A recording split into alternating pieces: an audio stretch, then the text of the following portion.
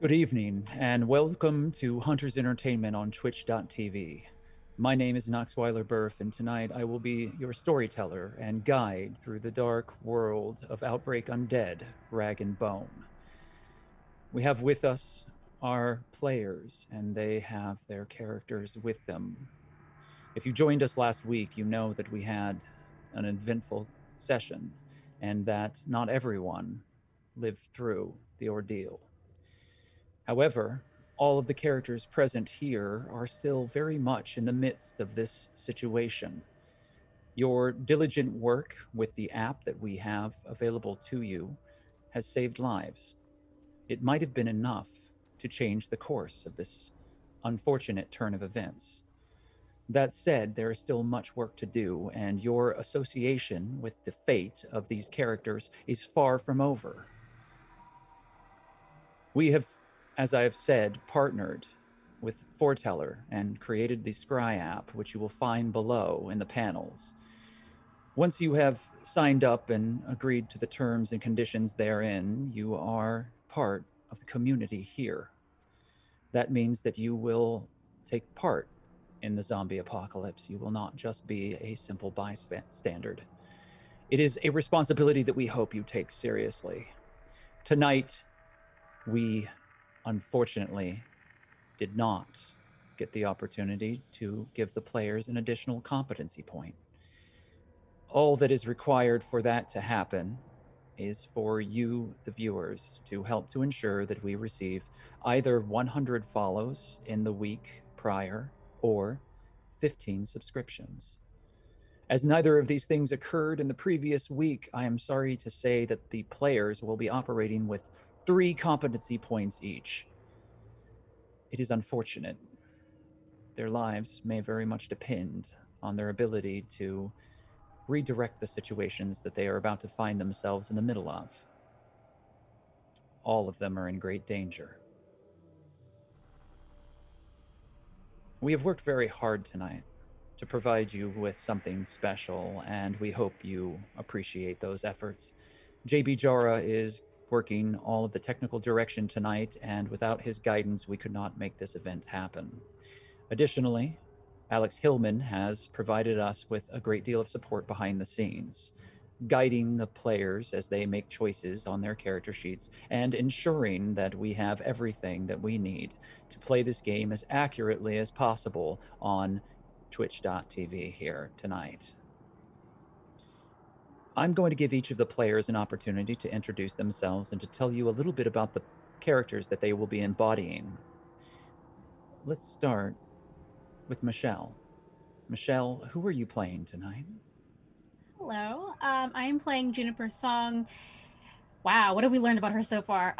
She was born after the apocalypse started, so she's a bit of a wild child. She used to have a twin and does not anymore. She, in her past, has taken things from groups and just run away. And is sort of like chaotic, almost like chaotic neutral, maybe chaotic good, slowly getting over there. And right now in the story, I've decided I'm going to save these twins because they remind me a little bit of me, and it's not a great choice because we were trying to get out of a basement full of scary people right now. I know you do a great number of things all across the internet. Do you want to talk a little bit about what you might be doing in the coming weeks? Sure, I'm here every Tuesday, and on Wednesdays at 6 p.m. I'm over on Paizo's official channel. That's official. It's like twitch.tv/official Paizo. I play on their beginner box roleplay game called Triples and Atari. It's very fun. I also do a weekly series over on YouTube called Button Mash. It's a deep dive video game essay series, and it's pretty fun. All information is on my Twitter, which is also I am Chubby Bunny. Please follow Michelle as she's doing some amazing things, and I am sure would appreciate your support. Louise, tell us a little bit about Lampwick. Hey, everybody, I'm Luis Carrazzo, and I'm playing Lampwick. And let's see, the couple things that we've learned in recent flashbacks with Lampwick is that he was, for a period of time, involved with, had sort of a partner in crime that convinced him to, to kill somebody, essentially, on her behalf. And then she ditched him. And then probably still not having recovered from such a betrayal. The day it's when the apocalypse took full force, we learned that Lampwick acquired a child, um, and so I think we can see that Lampwick. There's a side to him that does have some sense of maybe compassion and maybe loyalty and the expectation of that, but is he's also very much willing to use certain kinds of people as his prey and just as a means to get an advantage in life. Um, so we'll see where that gets him. And in the real world, Luis, is there anything that you would like to promote while we have a moment? Well, I too have acquired a child, and no, I oof. I mean, there's. I'm here every Tuesday, and if you guys follow me on social medias, then you'll see a couple things that I have going on. I say this every week. Last season, I was on a couple of TV shows, and you can still watch those. They've been re-airing actually, which is good for me. And I have a short film that's making some festival appearances called Of Hearts and Castles that I'm pretty proud of. And yeah, I don't know. It's getting into other festivals, so follow me to so I can tell you when it might be appearing at a festival near you. I would love for people to watch it. Thanks again for being with us. Markia, would you like to tell people a little bit about where they can find you and who you'll be playing tonight? Yeah. Tonight I'm playing Achira Sampson, and we found out a number of things with her. For one thing, things go better for her in the party if she is alone. But she's a stealthy rogue like type, and in her past, her world was her older brother, and he ended up committing suicide. Um, for She guessed the reason why he did that, and she managed to lure that person and trick them into an alleyway full of Romeros pretty early on during the apocalypse. She herself ended up being trapped within a shipping storage container during the first 2 weeks of it. But sometime in her timeline, she managed to rescue and also abandon a bunch of kids during the apocalypse. So yeah, for things that I am doing in the real world, check me out on Instagram and Twitter. But if you listen to podcasts, I'm on two different ones right now. The Something Scary podcast, where we do fan submitted horror stories and we adapt them for the podcast. We also have an animated horror episode that's weekly. That's at youtube.com/snarled. And I'm also in the Shadow Diaries, which is picture your favorite pop culture icon and how her life would be if also demons were a thing. So you can listen to that where either of them wherever you find your podcast. Excellent, thank you. Finally, last but not least, May, I know that you are with us with a new character, but I would ask that you not reveal anything about that character quite yet. Why don't you tell everyone a little bit about yourself and where they might find you other than tonight's broadcast?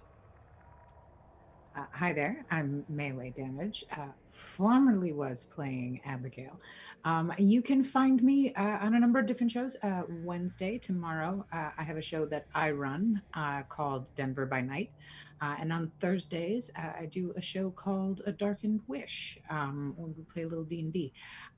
You can check out, I have a bunch of things coming up soon, including a new music video for a single I just released. I have little sneak peeks to release this week for you guys of some of that because it's not completely done yet, but we're getting there.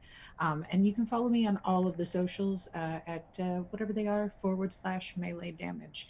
And yeah, got a lot of exciting things coming up. So just keep checking back, and eventually you'll see something you like. We're very thankful for your presence here tonight and excited to see what new character you're bringing to the table.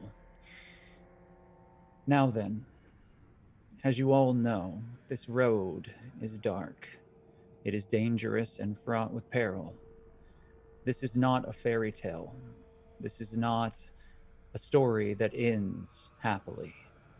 There is no castle to find, no princess or prince to save.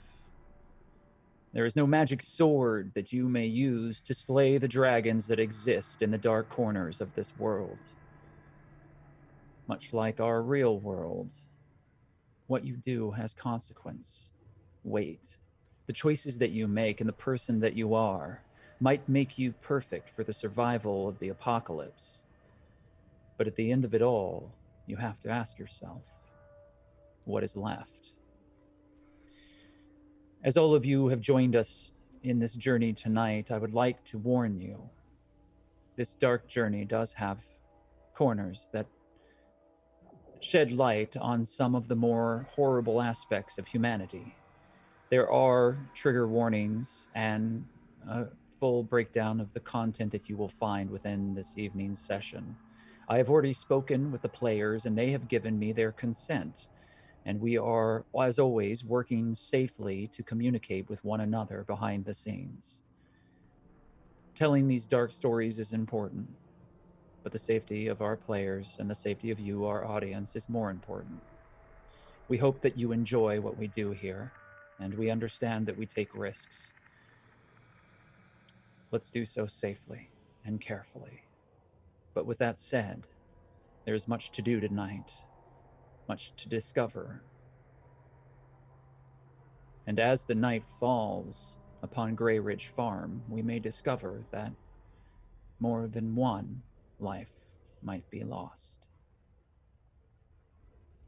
We'll be right back.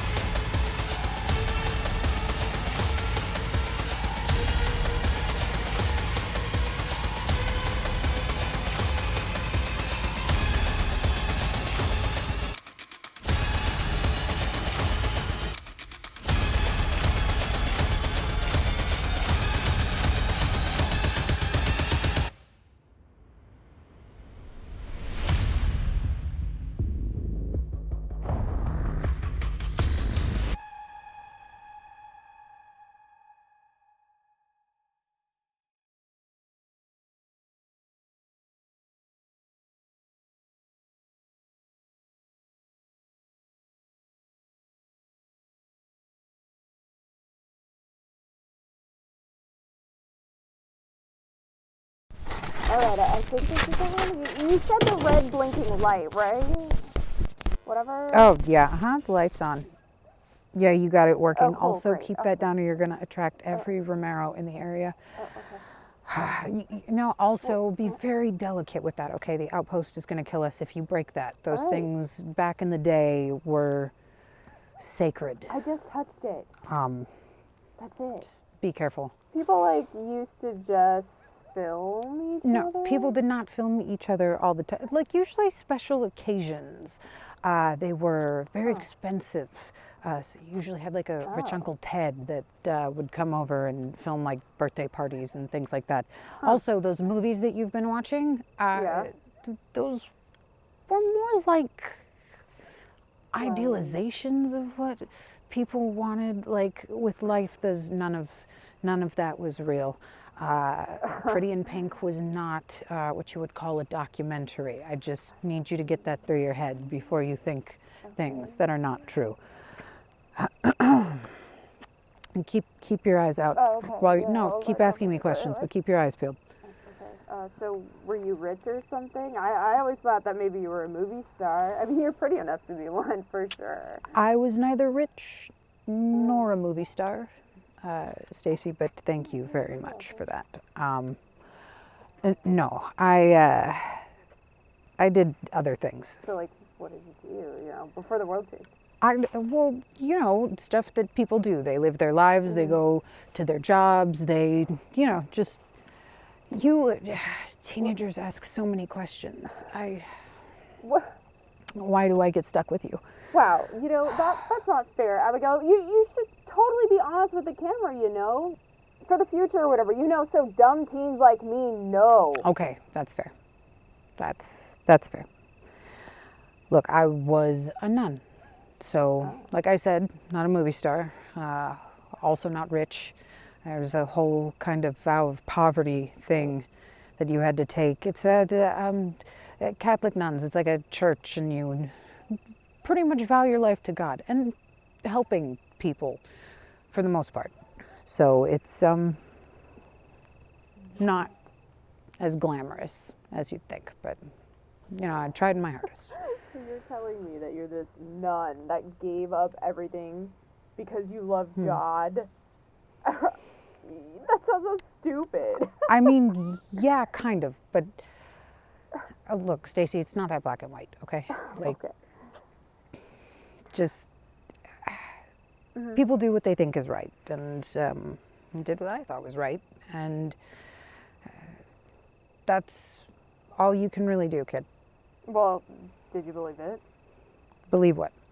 That there's a God and that they, like, actually give a shit. You know, I don't know.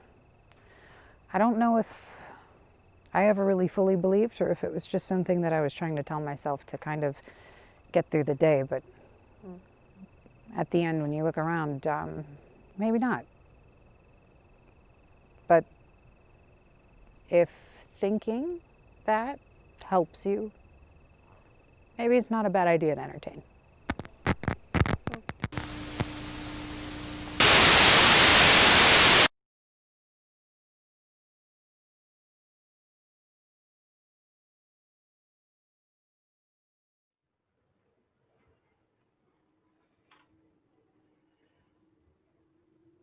August 19th, 1993. The Somali desert sands kick up from the whirl of the tires on the Jeep as it rushes across the empty, craggy street. The shacks and huts are ramshackle and large craters mar the terrain all around you. You are pulled tight against two other privates. Both of them smell of sweat, and one of them is wearing some sort of aftershave that makes you want to vomit. You're fairly certain that it was given to him from a grandmother or bought on a $2 rack in some five and dime somewhere in the middle of the United States. It does take your mind away from everything else. There are dogs barking and running behind the Jeep as it rumbles forward, shaking you back and forth. Private J.J. Jones is next to you, as well as Private Torres, called Sharky by anyone who spends any time with him. You are a special communications detail that has been assigned to ride along with this combat detail. It is 1993, and this is not a place of peace. This is a place of great unrest. The United Nations Security Council has passed Resolution 794. It has approved a coalition of United Nations peacekeepers led by the United States. However, as a woman serving within the United States military, you are not afforded the same allowances that men are allowed. You are not allowed to serve in direct combat situations. However, as the years have slowly eroded the sexism and the misogyny of this institution, there are some positive changes that have occurred. While you are considered communications detail. You have been outfitted and armed in the case that something should go sideways. And you have been well trained. From your very birth, you were made for this. Your father was a well decorated lieutenant, and everyone within your family has served.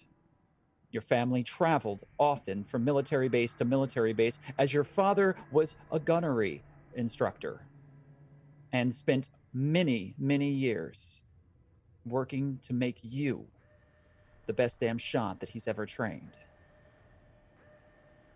Here in Somalia,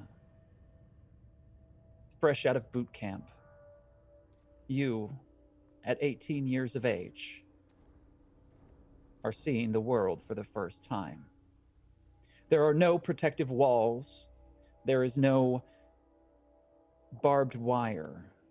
There is no veneer of capitalism that shields you. You are seeing humanity at its most raw. And while you thought that you would find villainy more easily in the streets and in the warlords that try to control this region, you have found that the true villainy is seated next to you. The man that's smirking at you from across the way as the Jeep bounces and jostles you forward down the road is very handsome, square-jawed, blonde of hair, blue of eyes. He's smirking. This is the sergeant that you have been assigned to, Sergeant Thompson, but everyone calls him GQ. He looks to you with a certain hunger and curiosity in his eyes that makes your skin crawl. You have seen this look before on the individuals that you have served next to in the military, and your service record and your skills have time and time again proven to them that though you are young, you are nobody's fool, and that you will not allow them to take advantage of you. The Jeep continues to bump and jostle as Sharky on one side and JJ on the other continue to press in. You're in the middle. You have the case that has the entire communications array radio outfitted within it. I want you to describe to us all Private Rowan Karloff at 18.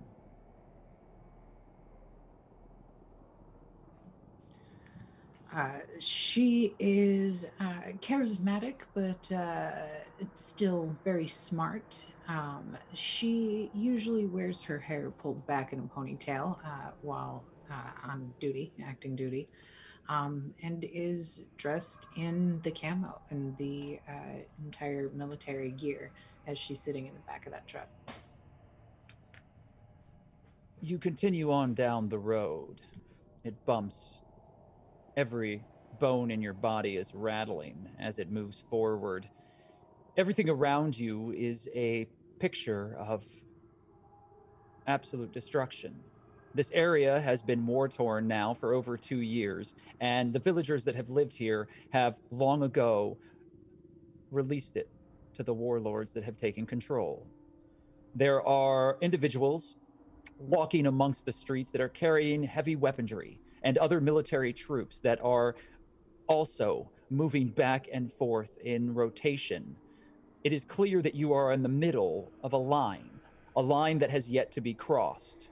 You're standing within this space now on the edge of what could easily be a burning inferno with just one action. All of you have your orders. They have been very clear. You are to make it to the safe house. You are to begin your communications relay and to check in with headquarters. No one is to engage. No one is to interact in any way with the locals. There will be no repercussions that will be brought upon this place due to the ignorance of a few hungry and ready to fight military personnel in the wrong place. This is a tinderbox, and the entire situation hangs on the very head of a pin. But of all the individuals in the back of this Jeep as it jostles forward, you're not worried about the tinderbox outside, but the one inside. GQ looks to you, smirking. It was just a matter of time, wasn't it? They were going to bring you in here anyway. I told them this place isn't good for tail. You're going to wilt in the sun.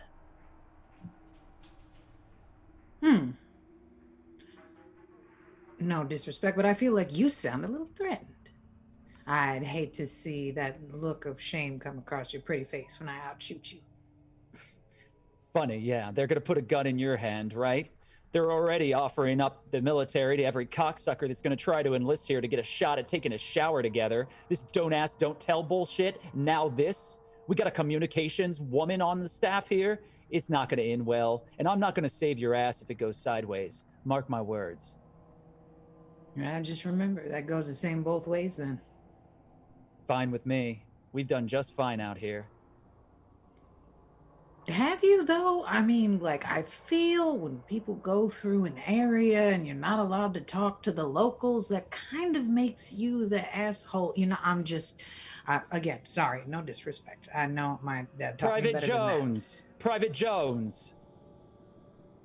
Tell Private Karloff how things are here. JJ, not looking you in the eye, turns his head. He is a very strong-looking black man from the South, but he moves with a certain understanding of your situation, and he turns his head to the side. We're doing just fine out here, Private. Everything's been good so far.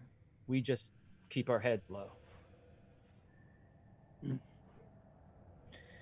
All right, well, I suppose you just let me know when you need me to shoot something. Private Torres, also known as Sharky, begins to snicker at that. Oh yeah, you're gonna get a chance to shoot things out here. There's plenty of opportunities. I got myself a few souvenirs, and shakes his wrist, and you see hanging from it a number of beer top tabs. One for every kill. That's impressive. Did you kill the bottles or people? I killed the people, and then I celebrated after the fact. You do well to kind of find a ritual of your own, something that you can hold on to so that you can remember these moments. These are the best years of our life.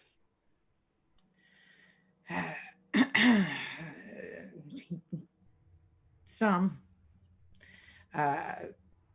Keep your head about you, though. I've heard a lot of stories from the fam. Those people that get real cocky and start to think it's the best years of their life are usually the first ones that end up dead. Nah, nobody's gonna kill me. I'm too quick. All right. Well, Mm-hmm. And I just nod and kind of take a mental note to just keep my eye on that one. Just keep your head low, Private, GQ continues. We don't want to have to pull you out of any fires, but if you stay out of our way, we'll stay out of yours.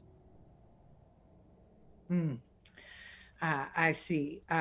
Even though you've looked at my paperwork and you know that I'm one of the strongest you got, and you're still going to tell me to stay out of your way? I wouldn't be doing my job if I didn't read your paperwork, Private, and I wouldn't be too concerned about it. I've seen high marks on a number of different privates that come out here, but as soon as they find themselves in the middle of the shit, like I said, wilt like flowers. You can call me a Venus flytrap then, sir. Both Torres and JJ begin laughing, and GQ scowls. He turns and kind of looks out onto the horizon as you continue to drive. An hour later, you find your destination in relative quiet. GQ has stopped giving you eyes, and it seems as though you have managed to shut him down in some regard. Thankfully, once you arrive, the rest of the privates quickly disembark and begin unloading equipment into a small hut that has been designated for this operation. There are a few other military personnel out here, and there are 2 other Jeeps in the front. Inside, there is a small set of communications array that has already been assembled. All that is waited now is for the radios that you have brought to be linked in to the satellite dishes.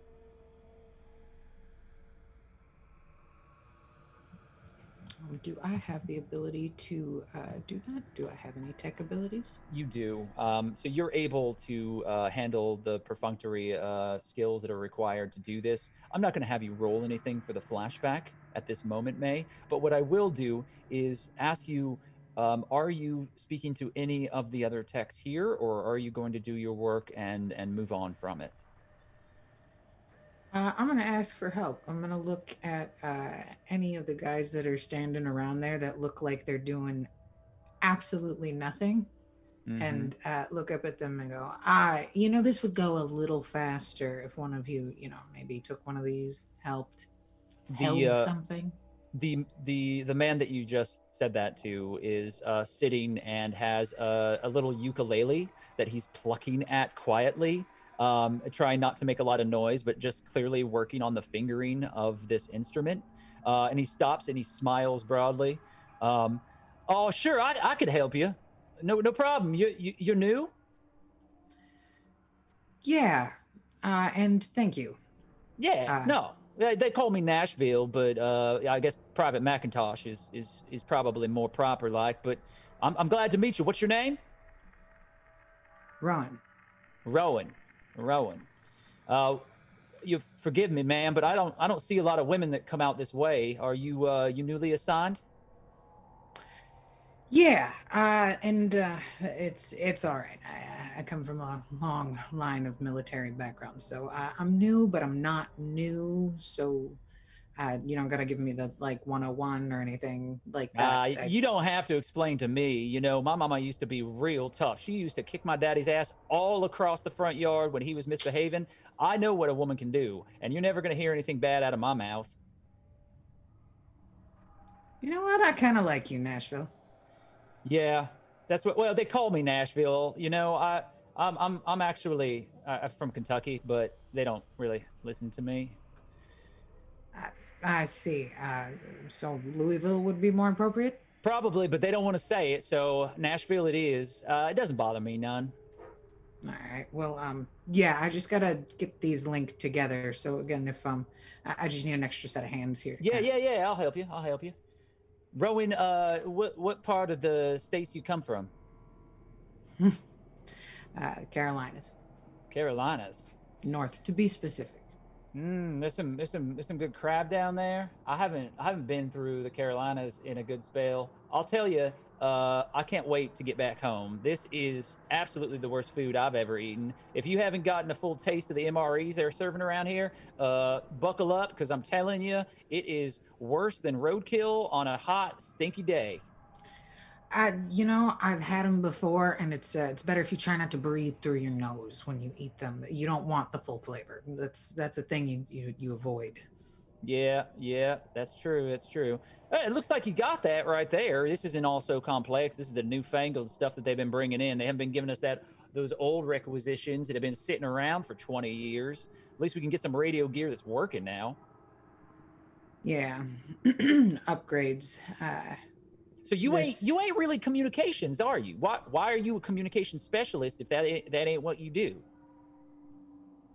Well, Nashville, because not everyone is as nice as you are, and some people think that some people need to be put in their place. I mean, I guess I'm one of them, but it depends on which person you're talking about. Right. Well, seems like a damn shame to me.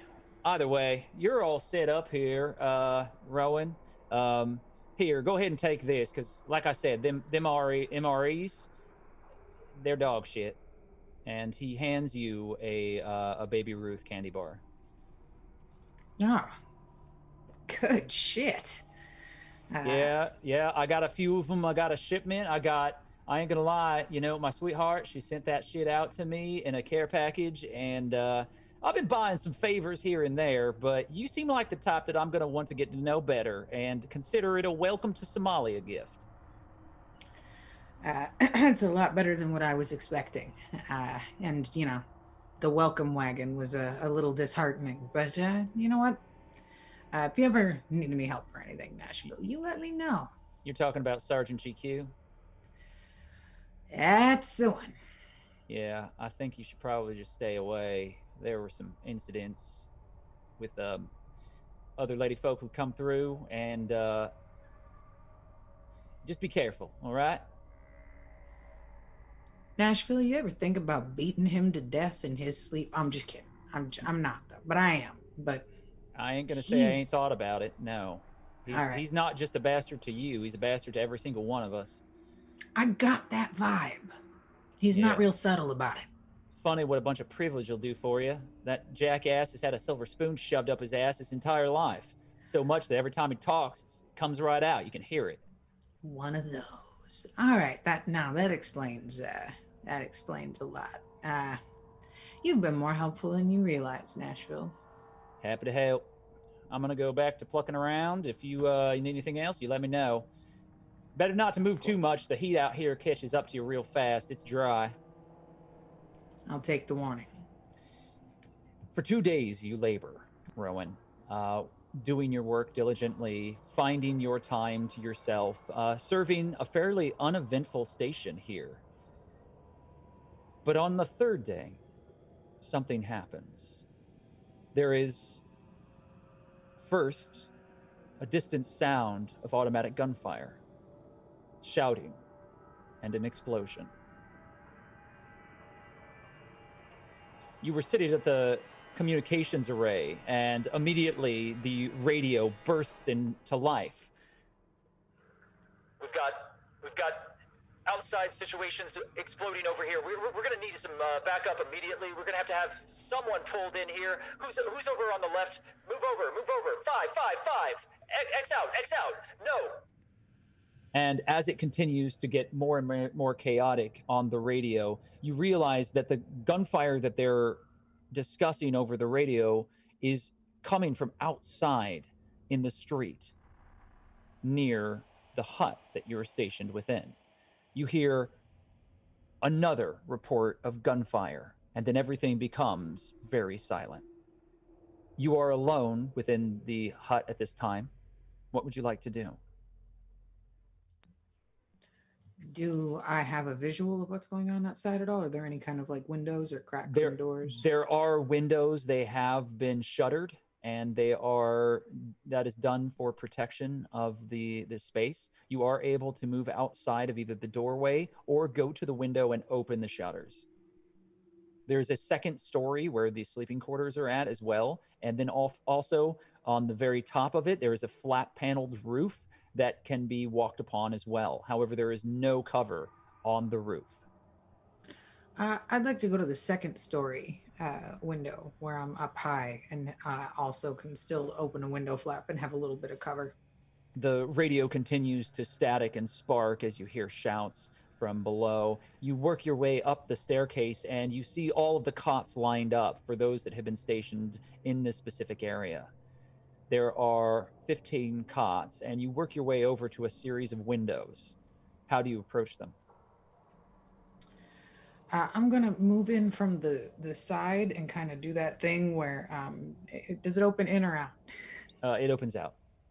I'm going to open it out, but kind of like turn my back behind it real quick, just in case like anybody takes aim at it and fires once it moves.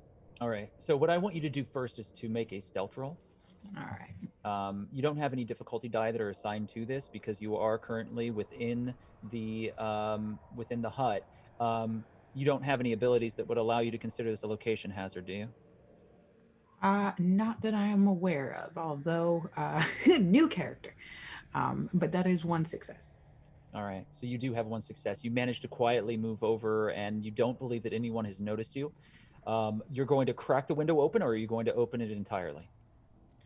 I'm going to crack it and try and kind of push it at least so that it's wide enough that I could fit a gun barrel through it if I had to. Okay, you crack open the corrugated steel shutter, and it creaks quietly outward. And you have a fairly decent view of one half of the street, and you have enough space to put a gun barrel into that space should you choose. However, the right side of the street is completely obscured by the rest of the shutter. Do I see anything in the half that I can see? Make a spot listen check, please. And I am going to give you 1 difficulty die. Right. That is the black die, correct? That is the black die.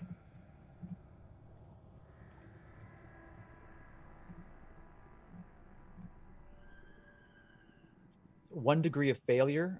You do have 3 competency points for this session at this juncture. You can use them in your flashback if you would like, or you can just allow it to be 1 degree of failure. I'm going to allow it to be 1 degree of failure. Scanning across this street, you don't see any signs of activity. There are no bogeys, no current friendlies. Everything seems to be clear. Do I see anything reflective in the room? Yes.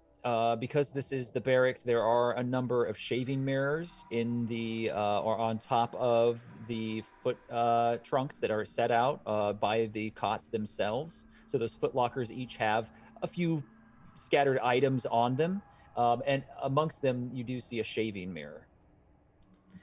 I'm going to try and take the shaving mirror, and I'm going to put my hand kind of cupped over the bottom of it so that if it catches the sunlight, it doesn't reflect back at them. But I'm going to try and position it out the crevice of the window to see what I can't see behind the flap.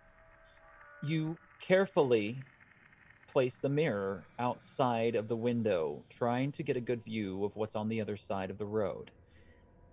Rowan, I need you to make a single stealth check, please, with 1 degree of difficulty.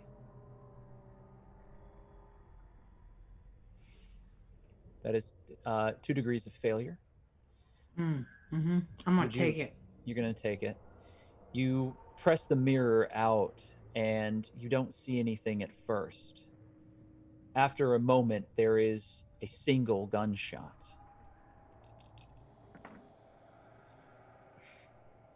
And the mirror shatters in your hand. So, yeah, you have a 2 on your damage track, so keep track of that 2. As the gun shot shattered the mirror, and the explosion of that glass sparking outward hit both your face and your hand. I'm going to back up real quick and see if I can't find anything around to kind of like wrap my hand and you pull back and you immediately grab onto one of the perfectly made beds on the cot, pulling the sheets off of it, and you can wrap your hand in a strip of that. Yeah, that's what I'm going to do. It's not bleeding profusely. There's surface abrasions from the exploding mirror, but it does smart. Now that my fist is wrapped, I also know that it would be easier to punch somebody. So with the rage that is in me of my now hand being, almost blown off by someone I can't see, which I find supremely irritating, I'm going to head downstairs and see if I can't get a better look out of one of the other windows from the downstairs.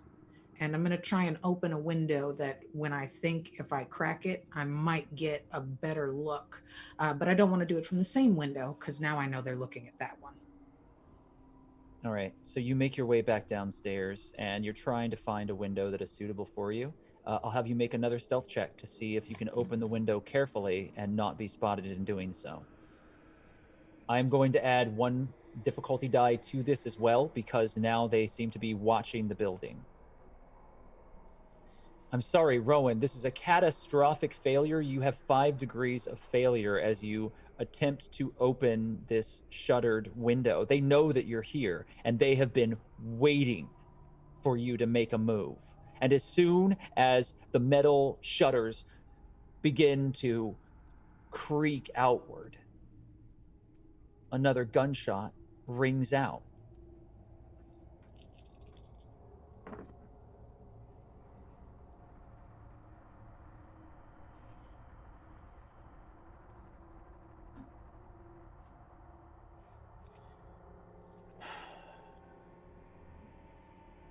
you're thrown backward as your shoulder feels as if it's been forcibly pushed.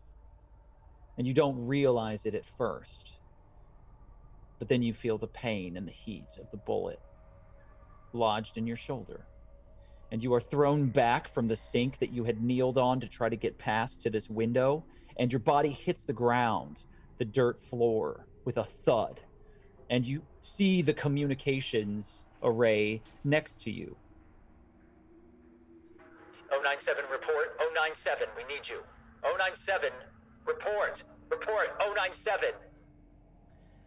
I'm going to grab the communication and I'm going to say, I'm getting shot at over here and give them my location of where I'm at. 097, we're aware of your location. Stay absolutely still. Do not move out of that location. Do you copy? It's going to be a little difficult to move even if I wanted to at this point. Another gunshot rings out through the window that you've left open, and behind you there is an explosion of sparks as one of the satellite arrays, the batteries that are operating it, is pierced. And there is heavy electrical sparking, and a small, very acrid smoke begins to pull out from a small explosion. You're thrown forward again, Rowan, and you're bleeding heavily out of your arm. This is your first detail, and you had no idea that you would be in this place. Everything is quiet. The radio is no longer functioning. There is a loud, horrid hiss from the static that is issuing forth from it. Fuck. I am going to see what I have on me. I believe I have a grenade of some sort here. I'm going to try and throw it out the window at whoever keeps firing at me. You begin pulling yourself closer, and as you start to carefully move towards the window, I'm going to allow you to make a third stealth check. You have 2 difficulty dice that you're going to be adding to it.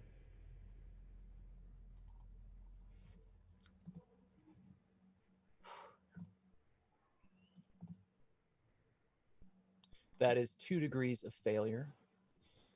And as you begin moving closer to the window, the back door is kicked open. And you see one of the insurgents standing before you. They are holding in their hands an automatic weapon. It is currently pointed at you. They are shouting at you in a language you don't understand.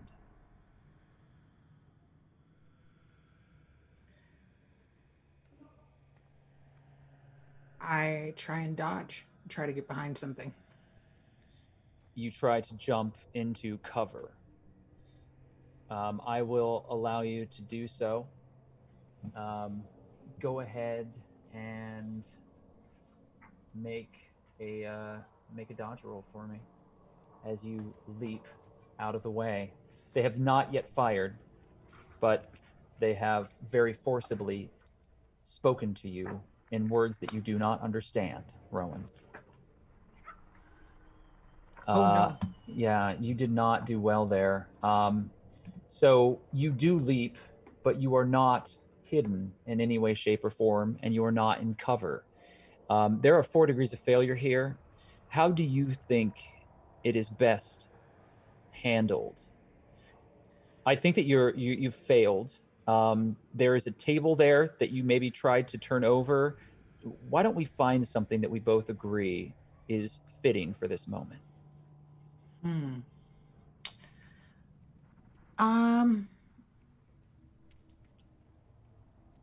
I think my girl might walk with a permanent limp after this. I think maybe a couple of shots to some major leg bone might be fitting there, unless you think that's too much, Knox. I'm going to say that you do, in reaction, the insurgent fires.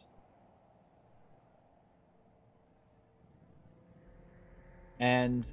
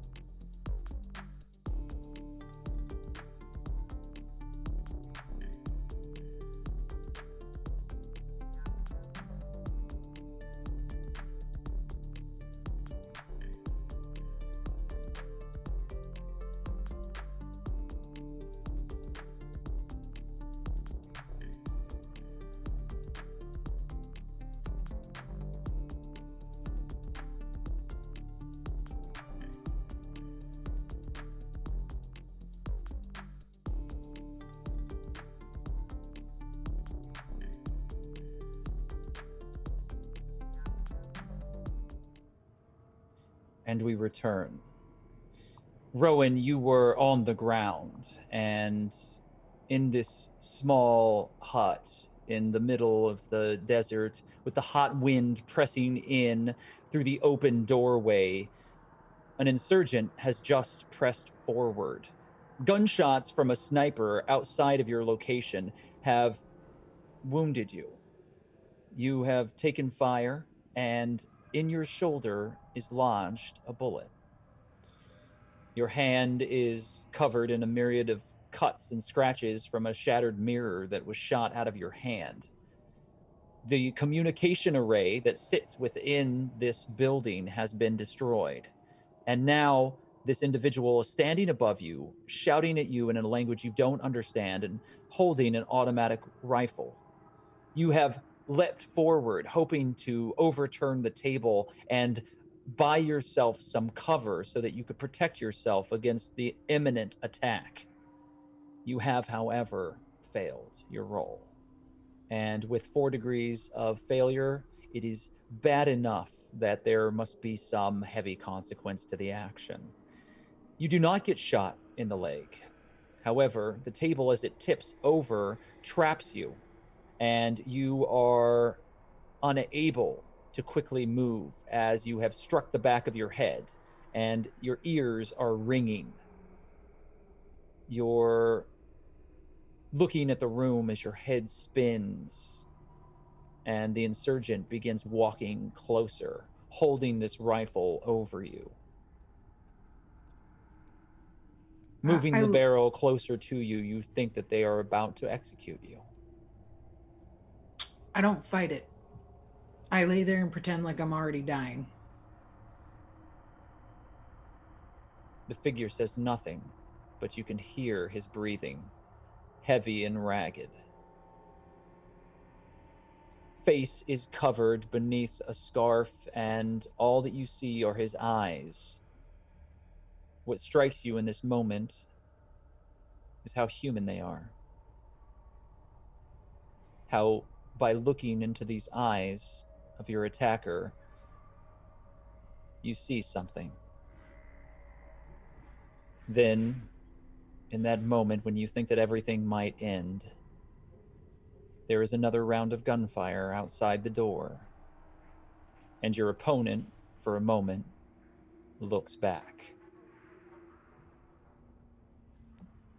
What is your intention?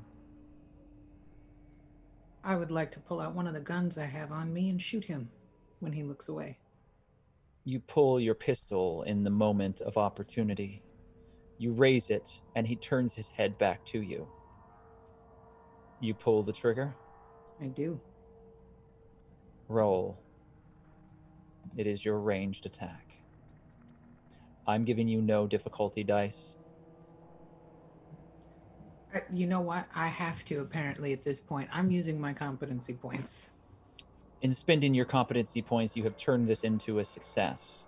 And as the gun rings out, the individual stumbles backward and drops dead.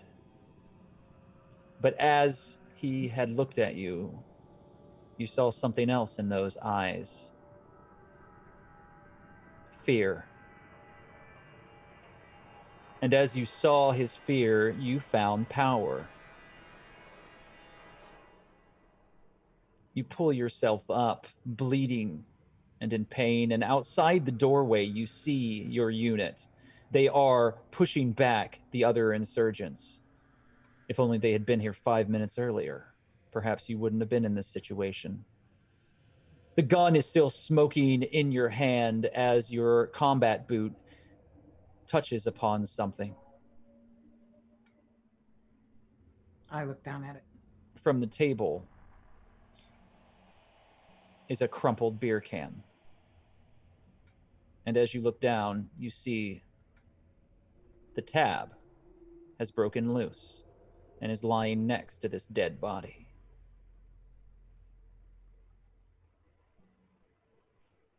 I'm going to take it. You and I'm bend going to down. stick it next to my dog tags. You bend down and pick up the bear tab top. Mm-hmm. And that is where we'll end our scene.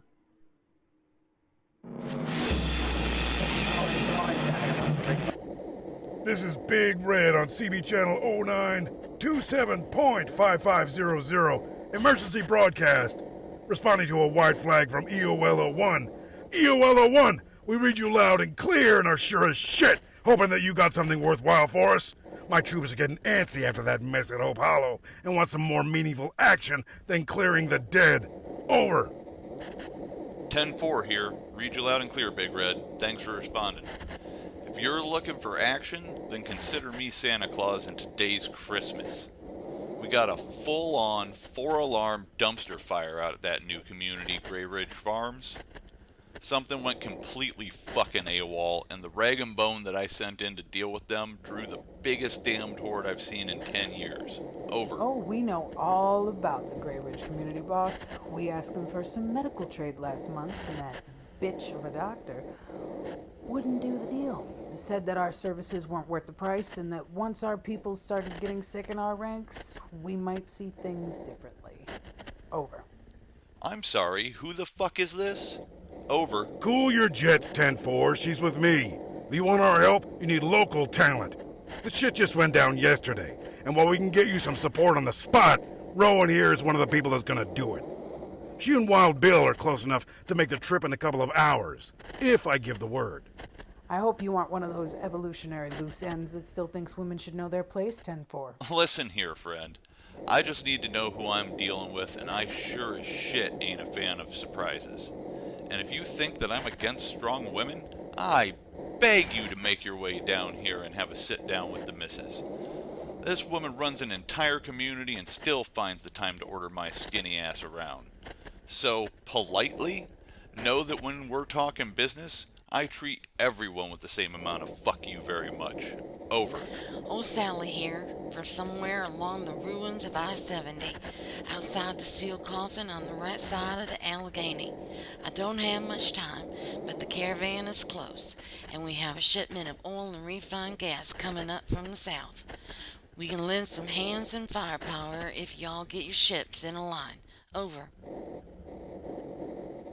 Well, I'll be pickled and plucked, old Sally. I thought you swore off the Alliance and ended things cold after last winter and that mess with Fairbanks. Over. I forgave, but I haven't forgotten, Red. Get this straight. You owe us for the oil trades that Fairbanks welched on. 10-4 has promised to make that good. That means the caravan is back and willing to play ball. Not everyone burns every bridge that they cross. Over. Look, we ain't got the fucking time on this one. The Alliance need Grey Ridge, and I'm asking both of you to come together and do what you can to see that they survive this. I have a few scattered groups that are carrying radios in the area, and they're going to spread the word locally, but the two of you represent the only sizable hope that this community's got. I'm willing to make trade allowances, and to see to it that you're set right for the cost of doing business. But we don't have time for fiddly negotiations here. The medicine Grey Ridge is capable of producing could save hundreds of lives, or more. And I don't need to tell you how important that is. Last year was a real bitch, and all of the communities are getting smaller, not larger. Every life counts now. So, I'm real sorry, but the time for cat and mouse is over and done. Can I count on you? Over. And then I saw a great white throne, and him who was seated upon it. The earth and the heavens fled from his presence, and there was no place for the children of the valley. And lo, he who was seated upon the throne looked upon the punishment that he wrought, and said, Fear not, for I am making something new. A world without the unbelieving, the vile and immoral, the idolaters and all liars. For them, a second death, and the endless torment of a lake of sulfur and ash.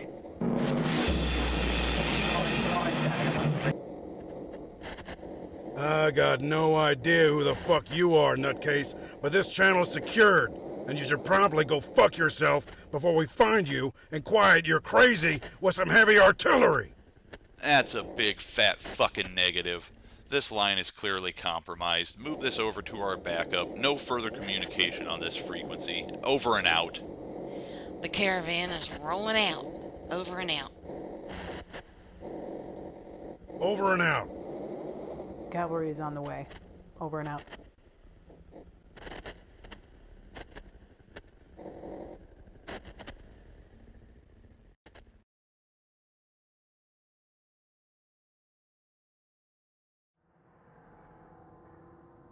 The night is awash with fire. The sounds of guns ring out in the mountain valley. Grey Ridge Farm is a silhouette in the night sky, standing against the blaze that was started by an explosion when a secret stash of dynamite was ignited.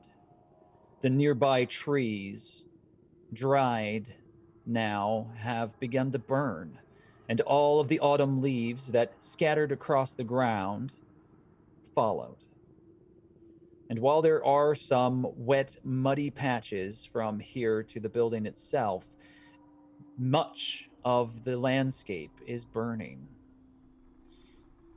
The walls, while reinforced by the diligent work of those survivors who were present here within the farm, have fallen. And everything in that moment seemed lost. The number of the infected was staggering. An entire horde that had easily doubled anything that your entire group had ever seen. A wall of endless corpses, slavering forward, hoping for the hot, warm blood that you hold within yourselves, hoping for the opportunity to rip you, tear you, bite you, and drag you down until you are one of them. The infected are something that you have become accustomed to, something that you have fought against and learned how to live with, but you have never accepted them. This is a war, and you are currently on the losing side. As the tides pushed past those open, broken gates, those shattered walls made from thick log and metal, it became clear that without some intervention that you would not survive this night. Some of you split off from each other, scattered across the landscape. This farm is spacious, and the walls were, at one point, considered safe. Now, it is only a matter of time, and the choices that each of you make will determine whether or not you see morning, one last sunrise, whether you have anything left to give. That is up to you. The grade building of Grey Ridge, the old farmhouse, has been built upon over the years. While this community is still in its infancy, it has received a number of strategic implementations that have upgraded and improved its survivability. The wall, first and foremost, tracked all along the northern and eastern ridge, protecting this place. Behind it is a sheer cliff wall, seemingly unassailable. Harsh, jagged stone leading into the mountain ranges of this area within Pennsylvania. Known for its excessive mining, there are some small tunnels and shafts that have been discovered within this wall. You've heard the other survivors here at Grey Ridge talk about them. They may offer some protection should everything else fail. But from what you understand from the denizens of this place, they in themselves hold great dangers. They are old. They were constructed quickly. They were built at a time when they did not need or see the need for them to last very long. And now the entire mountainside is a network of tunnels and passageways.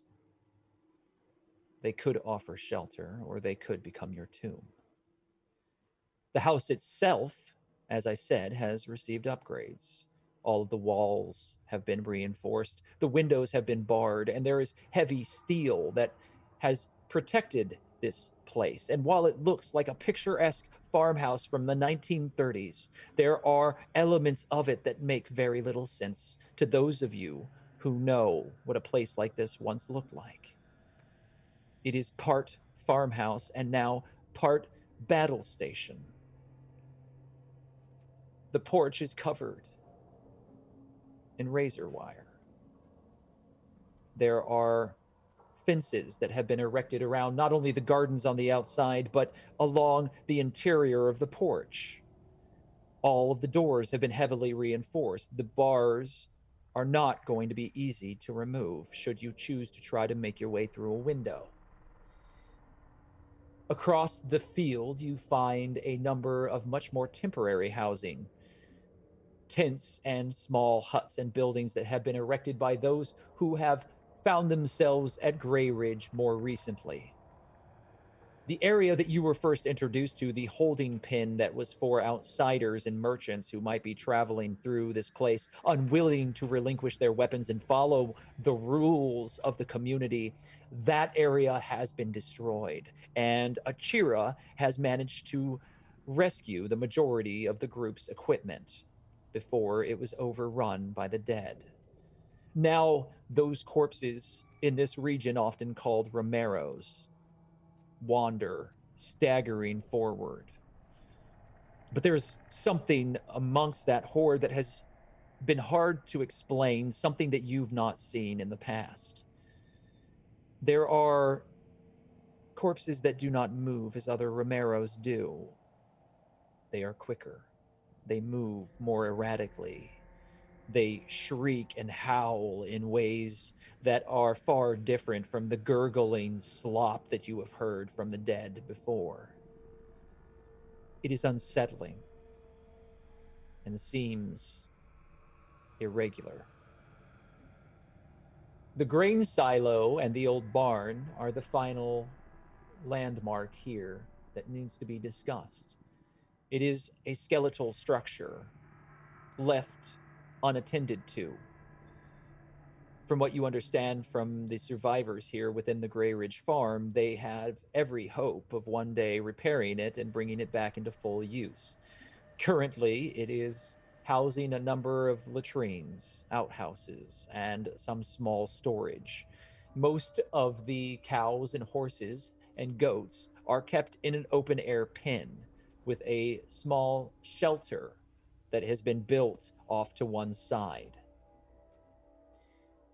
Now, though, it doesn't even seem very certain that this farm will survive the night any more than you might.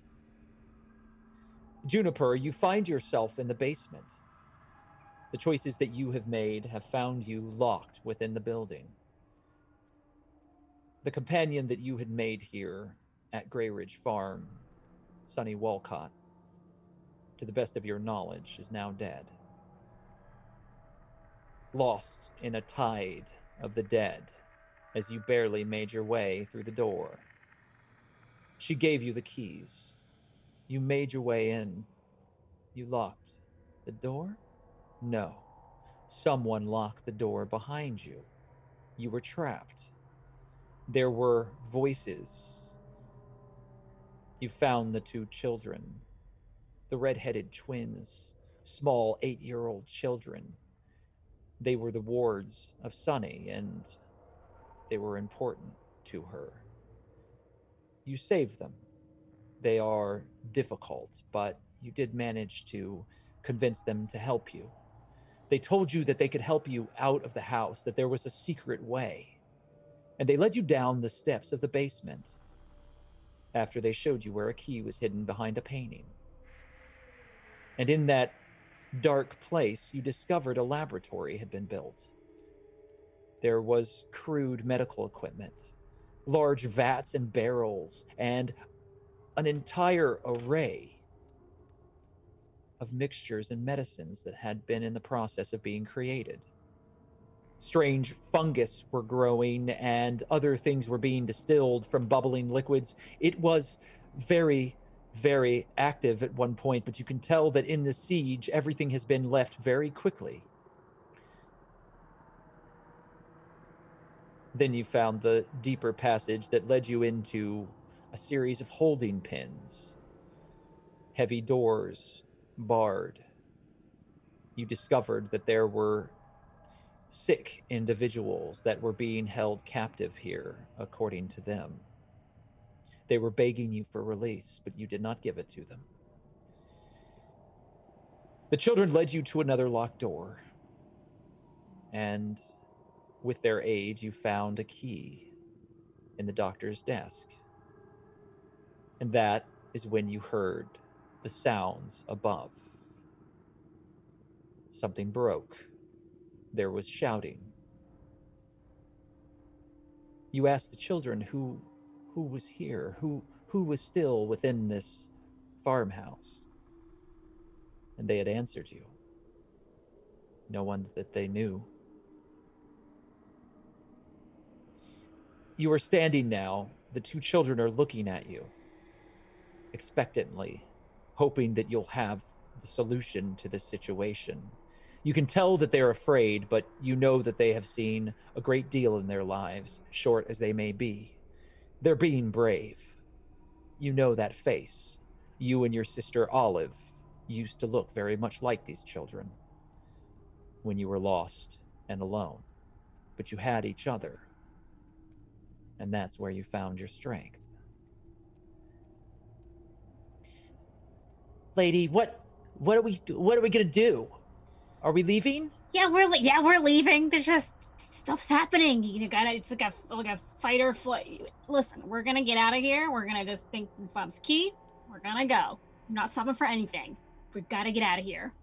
All right, let's go. Yeah, let's go. What are we waiting on? Nothing. And I go and I stick the key in the door, try to get out. Okay, so as you walk down this corridor, once again, these pussy, boiled hands continue to try to reach out. If you wish to avoid them, I need you to make a stealth check, please. Oh, okay. You can choose a dodge if you are better with that skill. Let me check. No, stealth is higher because I worked on that. Let me see. Okay, one failure. It's not crazy bad. Okay, so if you accept that failure, a hand kind of grasps at you. It doesn't pull you, but you feel it pulling along the edge of your coat. But will getting touched just a little bit make me die? I don't know. This is Outbreak Undead. I can't help you. I know. Okay, so it's one thing I felt. I've got to. I have to save my competency. I'm gonna just take the grab. You're going to risk it. Yup. Make an endurance check for me, please, Juniper. Okay. Here we go. 2 successes. Thank you, roll 20. Good lord. Maybe we have to be nicer to roll 20 is what we should be doing, kind of. Help us! Help! Don't leave! We will be right back. We are just checking for stuff. We'll be right back. Shut up! And one of the kids, you think it's Kit, picks up a what looks like a spear. It has a piece of farm implementation on the top of it that has been bent over into a hook, and he just hits it with the hand with the wooden part of the shaft of this implement, and the hand kind of like jolts and pulls backwards. Let's go. Damn, you're real cool, kid. All right, let's. How are you kids? We're not supposed to be down here. Okay, all right. I'm 8. I'm 8 too. I don't even know how old I am, so I'm not really sure why I asked you. So let's just go. You must be like 30. I'm probably 30. That sounds right. Whatever. Numbers. What does it mean? Nothing. You push yourself forward. More hands reach out, but you manage to dodge them as they grasp at you. And you do see half of one face. It looks like an elderly woman, but you can see stitches all along the side of her mouth. And there is clearly a piece of metal that has been embedded somewhere along the temple here that doesn't look normal or healthy. It's angry, and the wound seems to be poorly healing. Nope.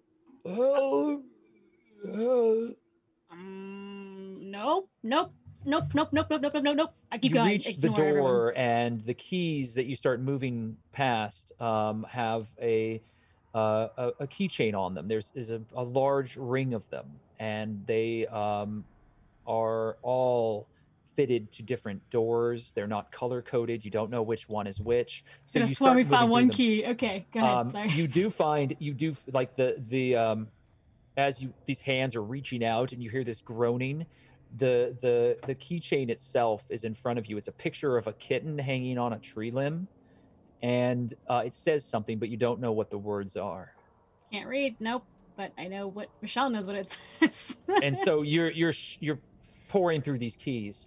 Go ahead and let's call this search. Yeah, do a search check for me.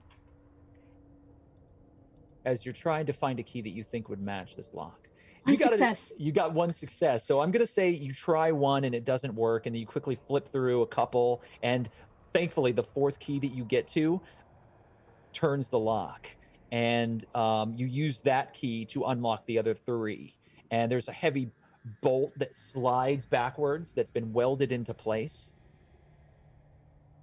So can I pull it, or is this a strength check situation? You're going to have to make, it's actually a lift pull. So you need to make a lift pull check. Pull. Oh my gosh, so many things. Okay. I'm solving this puzzle. Nope. It seems to be stuck, and you put your weight into it, and you push forward. And then as you're doing so, muffled in the distance, you hear a thud. And I want you to make a spot listen. Okay. 3 successes.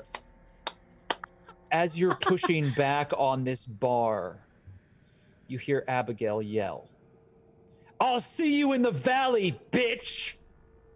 Oh. Oh no. That's not good. That's not good. That's not good. That's not good. We gotta go. Hey kids, can you help me with this stupid door? Can you do anything? Can you lift things? Come on. I'd like to try again with the kids' assistance. We'll come back to you. Okay. We're going to take a very short break. And when we return, we will see how Lampwick and Achira are faring in the middle of the road, waiting for the rest of the Romeros to catch up to them. They have choices to make. There is the house in front of them, where they know some of their allies are. But the question is, will they make it in time to be of any assistance?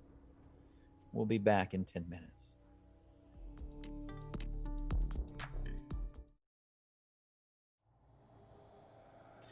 Welcome back to Outbreak Undead, Rag and Bone on twitch.tv/Hunters Entertainment. Tonight, we are offering you our take on zombie survival horror, and we have begun to explore what has happened at the Grey Ridge community. It would be an understatement if I were to say that things have not gone as hoped. There is a house standing solitary in the night. There is fire behind it and a mountain ridge that surrounds it. The dead press in, and those that are living still, struggling for survival, are in many ways trapped between a rock and a hard place. However, at the very last moment, when it looked as if this horde would overtake this community entirely, leaving nothing behind it, quite literally, the cavalry arrived. Automatic weapon fire, Molotov cocktails, and a myriad of explosions rocked through the event as the dead began to be pushed away. A passageway was created briefly on the north end of the community. Those countless number of dead now are stretching outward, making a field of true corpses. No longer animated by the virus that has infected them, they have ceased their unlife and found true oblivion. There are a number of vehicles that are traveling there in the darkness, headlights, and an immense amount of resources that have been utilized here in this night to save this community. The Rag and Bone crew that have found themselves here within the walls are on a mission of mercy, hoping to find and distribute the penicillin and other medical equipment that has been manufactured and produced here by the doctor that is one of the leaders of this group. These survivors have been able to synthesize medicines that can save other communities currently suffering, unable to make antibiotics on their own. This community has become a pivot point for the entire region. And 4 individuals walked into its gates, hoping to be able to bridge that moment, hoping to be able to bridge the hope that all of the desperate survivors here in this portion of Pennsylvania, hope is all that they have. And they hope that tomorrow they will have the medicines that they need. The Rag and Bone have worked hard, traveling on the Ender's Line, using the abandoned railways that are a network now for survival. Trains do not travel upon the tracks, but the steel and rotting wood provides one of the safest, most secure walkways that still exist, a remnant of a modern world that is now gone. Everything was destroyed in 1995, and it fell very slowly, being engulfed once again by nature and the dead. But there are those who still work to retain some semblance of civilization. And on the outskirt in the night sky, as Achira and Lampwick struggle to get Lampwick standing once more, you see the blaze of the explosions from Molotov cocktails and the gunfire and the headlights from vehicles. To be honest, the two of you have probably gone an entire year without seeing a fully functional vehicle. Gas is hard to come by, and while still synthesized in some parts of the world, it is a rarity and a commodity for those who are very much in a different situation than the two of you have found yourself. Most vehicles have seized and rusted and fallen apart over time. Without mechanics and individuals able to keep them running, they are of no use. They have, like so many things from the old world, fallen away. Lampwick, the wound at your side is bleeding. You have managed to stop that bleeding. However, Achira attempted to aid you, and in doing so, she has caused far more damage. There is a horrid, rasping sound to your breath, ragged as you intake air, and a small amount of blood issues forth from your mouth as you cough. And you realize that while wounded, this may not be fatal if you are able to receive aid quickly. Thankfully, amongst the survivors of the Grey Ridge community is a doctor, a full and true doctor from the old world. You have found her and a few of the other survivors, and the hope is that all of you will make it back to the house as they, a group of 15 of them, have made their way across the farmyard, pushing towards the house. Off in the distance, the dead, still scattered, not fully removed, are moving towards you. There are enough here in the yard to cause any number of problems for you and your companion, and both of you have been left behind now. Achira, you are carrying not only your own gear, but the remaining gear of both Juniper, Abigail, and Lampwick. You are encumbered. And with Lampwick wounded in such a way, I'm afraid you may have a very difficult choice to make. What are both of your intentions in this moment? I'm looking at Achira, and we need to get to the doctor. The doctor said she was going to help me. I'm not going to make it if you don't help me get there. And I'm leaning on Achira for stability. We do need to get to the doctor, but that's because we need to get the doctor and get out of here because all of this is fucked. Let's move now.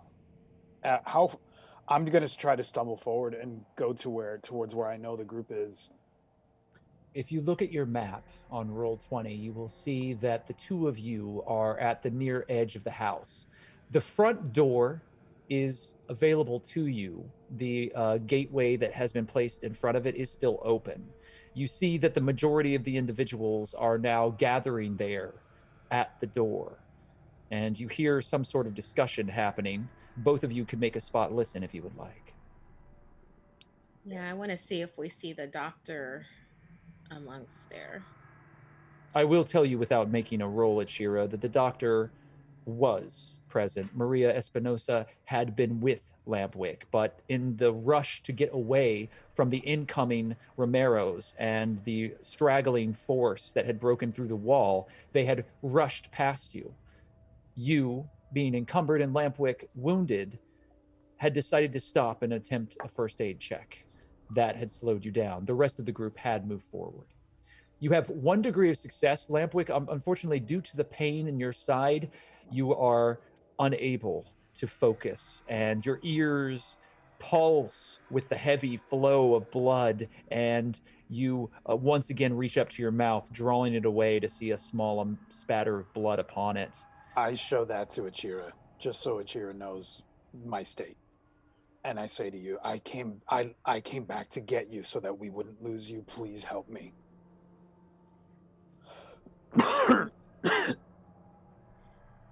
We'll get the doctor. Achira, you do see the doctor. On the way out of here, she'll patch you up. Best of both worlds. Gosh, do they have any kind of leverage with the doctor? Like anything? You hear very clearly from the porch, Sanderson, one of the leaders of the group, a very large, imposing man with military bearing. The door is blocked. Somebody has blocked the door. This is bullshit. We've got to go around to the other side. Who's in there? Achira's going to run up. Well, I guess next to where Lampwick is, she'll drop the packs that aren't hers to run up to the group, shouting to the doctor. It's blocked from the inside. I found another way in. All right, we're gonna hold them off here. Doc, you and a few of the others go with Achira. The rest of us will hold up here until you get the door open from the other side. We'll pick off the Romeros and give you an opening.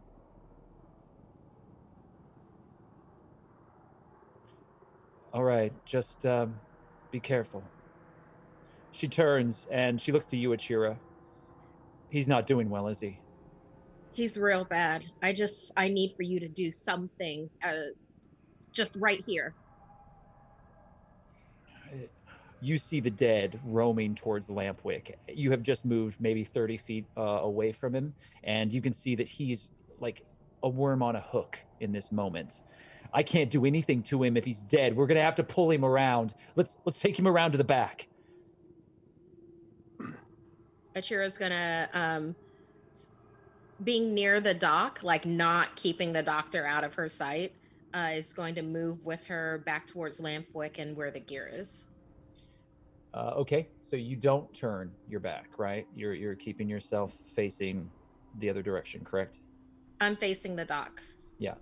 So do you wish to carry all the gear that you have? Yeah, Chira's gonna try to grab the gear again. If at any time it's just too much, she'll ditch everybody else's stuff but her own. I will tell you, you can carry all of their gear, but it is going to slow you down very much.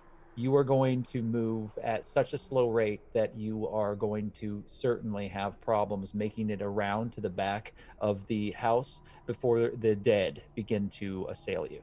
I'm gonna bend down and try to pick up a pack, see if I can even hold it myself. I'll allow you to make an endurance check, but I'm going to give you 3 difficulty dice, Lampwick.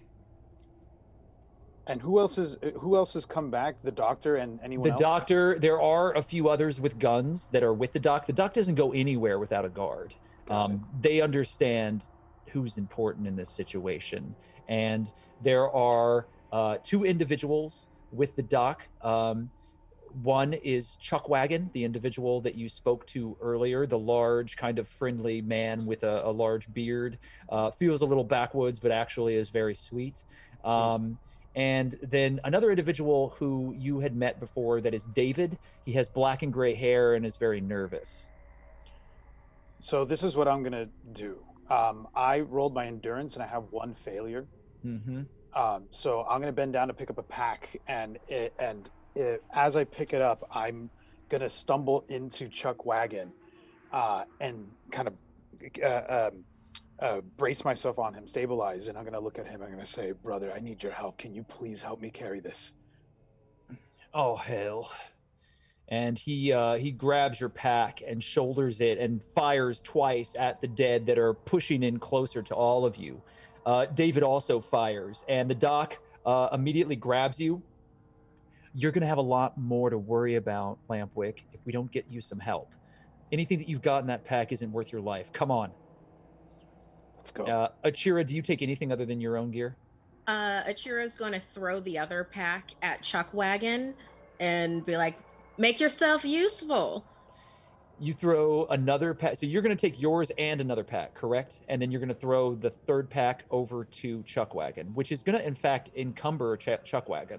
He's got one pack is going to, he's already got a pack? He has I'm his sorry, own gear. I thought the David guy. Oh, David's not carrying anything. Chuckwagon has his own gear, now Lampwick's gear. And if you give him another pack, that's going to begin to encumber. I'm sorry, I was confused. Then the David guy. Okay, so you do that, but you do that for David, and you throw a pack his way.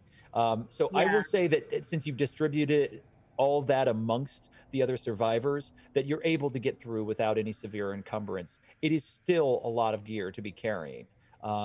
If you are able to, you should pretty quickly start to consider how you might distribute this even further so that it doesn't affect you in the future.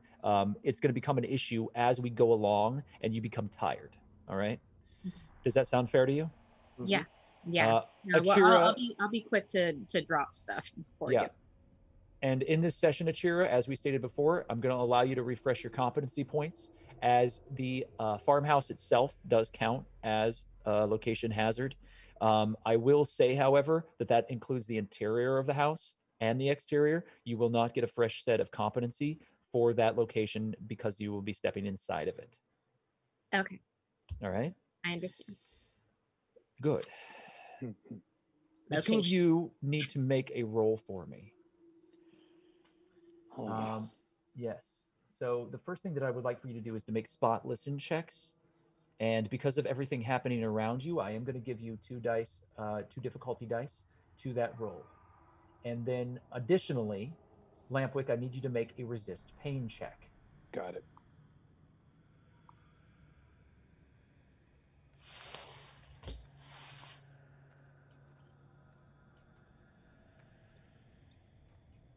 Any difficulty dice on the resist pain? No, not at this moment. Any way my recon gear at all works in with this spot listen? No, it doesn't, because you're not utilizing it directly. I will say, though, that you are now moving in a formation, and Lampwick, that might affect you. As there are two guards on either side, the doctor is supporting you, and Achira is also providing cover fire as the group moves very tight through this space. So Achira, you have 1 degree of failure on your spot listen. Lampwick, you have a degree of success on your resist pain, but 3 degrees of failure on your spot listen. Neither of you, unless you wish to spend your competency, are going to notice anything. I'll spend 2 points. So you wish to make it a success. Make it a success, yes. 1 degree of success, then. Very well. Achira, there are the dead on the far western side of the house. As you begin to push yourself around, you see a small clutch of them that are roaming forward. And from the ranks, one of those strange, jolting dead begins to move forward and drops down on all fours, leaping forward towards all of you with a shriek.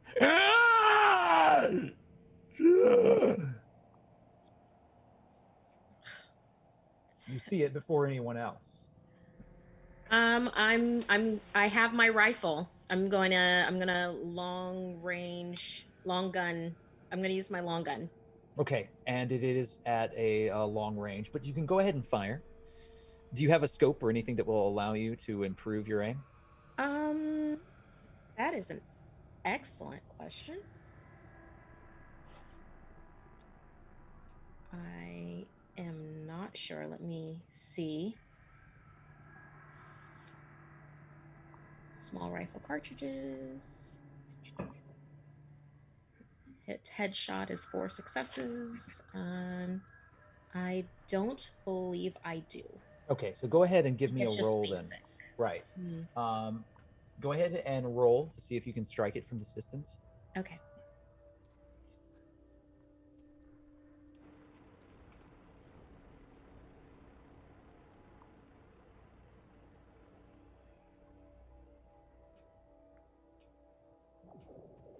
Oh, let me take off my. Okay. As you raise your rifle to your shoulder, you breathe inward. You concentrate.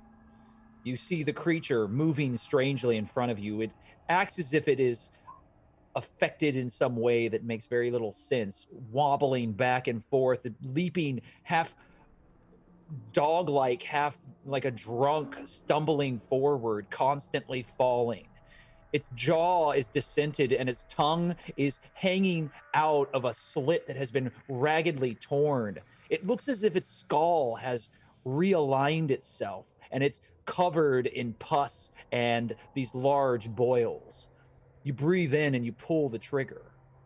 You get 1 degree of success, which is enough to strike it. However, you do not strike it in the head. It wheels backwards and falls, jolting and jerking on the ground as it struggles to pull itself back up. In a moment, you know it'll be standing again. Do you continue or do you wish to press on with your attack? This is a run and gun situation, so I'm gonna keep on moving. The next opportunity that I have, like if it keeps on coming, I will shoot it again. But this is a trying to get away situation for me. Understandable. You continue to run, and it does begin to stand, but you lose sight of it in this shambling horde of the dead that overtake it, moving past it. It's somewhere in the ranks, but it seems to be like a pack hunter or a wild animal moving away, knowing that its previous attack perhaps was unwise. You aren't certain, Achira, but you think that that dead just made a choice and is now carefully stalking your group from a distance. Oh, well, that's just lovely. As you're moving, Lampwick, I'm going to make a check for Dr. Espinosa to see if she is able to in any way assist you. Because you were both moving, she has quite a few degrees of difficulty that are going, or dice that are going to be added to it. However, she's rolled exceptionally well. Even with her difficulty dice, she does manage to assist you. It does not remove your current level of lost health, but it does allow you to more easily make checks. I will not be removing as many difficulty dice until you are able to receive the medical care that you need. She has done her best to slow you down and to patch up your wound as best as she can. She's also very quickly pulled a hypodermic needle out of a pouch, pulled the cap off with her teeth, and injected you in the arm. Oh. Do you fight this? I can't, even if I She wanted gives to. you very little chance, but you could try to push away. What is this? It's going to keep you standing. All right, I'm trusting you. And almost immediately, you do feel a certain amount of numbness. And for the next few hours, Lampwick, you will not be suffering the ill effects of your wound, but they are still very much present. Got it. You make your way around the back, and there you see the dead, tattered body of Sonny Walcott. Dismembered and pulled apart, the dead are feasting on her corpse. Half of her is closest to you, the other half is further back, closer to where the fires burn, to where the dynamite exploded, and her face is gone. You only see bone now and muscle. Her clothing has been ripped, and you see patches of flesh. Her weaponry has been scattered out, covered in gore. And then you see a smear of blood on the porch leading to the back door. The gate here is also open. Great. Has Achira caught back up? Achira, you are about to reach the rest of the group when, standing amongst the Romeros, you see a familiar shape. As it Chira catches up to us, if I can catch her eye, I'm going to look at her and then look down at the gear that was once Sunny's. Like if that gun that she seemed to be so good at using is nearby, I'm gonna kind of point it out to her. Lampwick points out a weapon to you that's covered in gore, surrounded by the dead. Your eyes immediately dart back to what you thought you saw, and it's gone. It was a large, lumbering silhouette amongst the dead, much taller than any normal man. It was still. You're certain that it was there. And now it seems to be gone. Like what I saw when I spent the night in the tree. Exactly.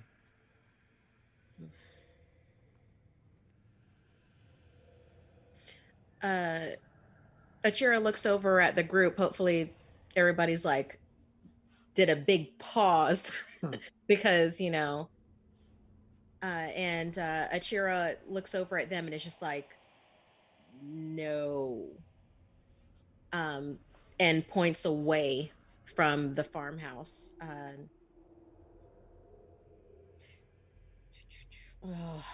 All of this is messed. Achira would go no and point away towards the temporary buildings that are closer to the mine shaft area, just for like a regrouping type of a situation. Because from what Achira's seeing right now, there is not a good reason to go into that farmhouse. As you point in that direction, Achira, you see sparks of gunfire and individuals that you don't recognize. Rowan, describe yourself. Yourself now, after the world fell. She is standing there wearing some military gear. She's got pretty decent amount of arsenal that she kind of wears proudly across her chest. She also has her signature face mask up that she wears when she goes out, just to strike a little bit of intimidation into people as she rolls up, and is looking at this situation with absolute dismay and just trying to figure out who the hell was in charge of this place. There are two other individuals behind this one. They are apparently working as a unit. Immediately, Lampwick, you understand what the combat tactics in play are, as two of them are flanking Rowan, who is clearly someone of some significance, as they begin to push through a horde of the dead. They are heavily armed. Many of them are carrying automatic weapons, and you see a number of grenades on a banister or on holsters that are placed across their chests. They have other weaponry, bats and axes that have been stylized, and they are wearing heavy leather gear and some armor upon them as they begin to push forward. The dead are being cleared from their immediate area. They're about 50 feet away from where you are now at Chira. And you don't know yet if they are a threat or here to aid you, but the assumption would be that since you haven't seen them, they must have come with the group that is outside of the walls. What is everyone's intention in this moment? Achira would immediately like point towards where she believes she saw the huge thing, like in like the group of the dead, and would be like to this armed battalion coming in, be like, shoot there now. What is your intention, Rowan?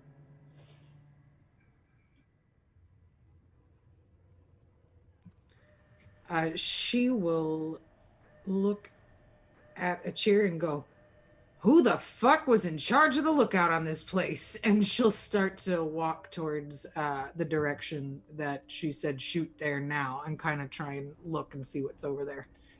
Very well. And Lampwick, what is your intention? So right now I imagine that the doctor is kind of right next to me. I still have like an arm on Chuck, and I tell them we need to get out of their way, and I start to move off to the side, up against the wall as they kind of, if they're going to clear out these things, then I want to give them the space to be able to do it. So you're taking a defensive position and putting yourself into a place where you might be able to aid them in some way. Is that correct? Exactly. All right. Yeah, and I'm gonna, if I feel up to it, I'm gonna grab a hold of. I think I still have my spear somewhere on me. You do have your spear. It was most recently embedded into your side, but Right. you do have it with you. Very well. So the first thing that I would like for you to do is to make another resist. Oh, you don't need to make the resist pain. I'm sorry. I've already corrected that with the doctor's assistance. You can go ahead and put yourself in a position then, Lampwick. We're going to say that you make that move.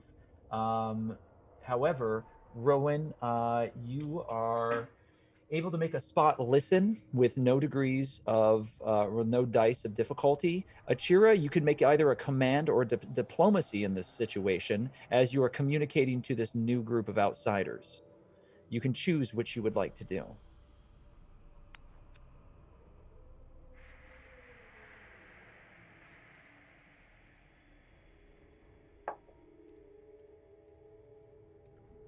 I'm having trouble finding diplomacy, which probably means that Shira's not good at it. Yeah, you probably don't have it. Do you have a command or persuasion? I think persuasion is something of a more subtle art, not so much shouting across a battlefield. And I don't feel that you were necessarily trying to be intimidating, but I would allow intimidation. Well, right now, persuade, command, and intimidate are all the same, so I'm really trying to find diplomacy to see if that might be different. I think they all fall under types of diplomacy. Right. So Okay.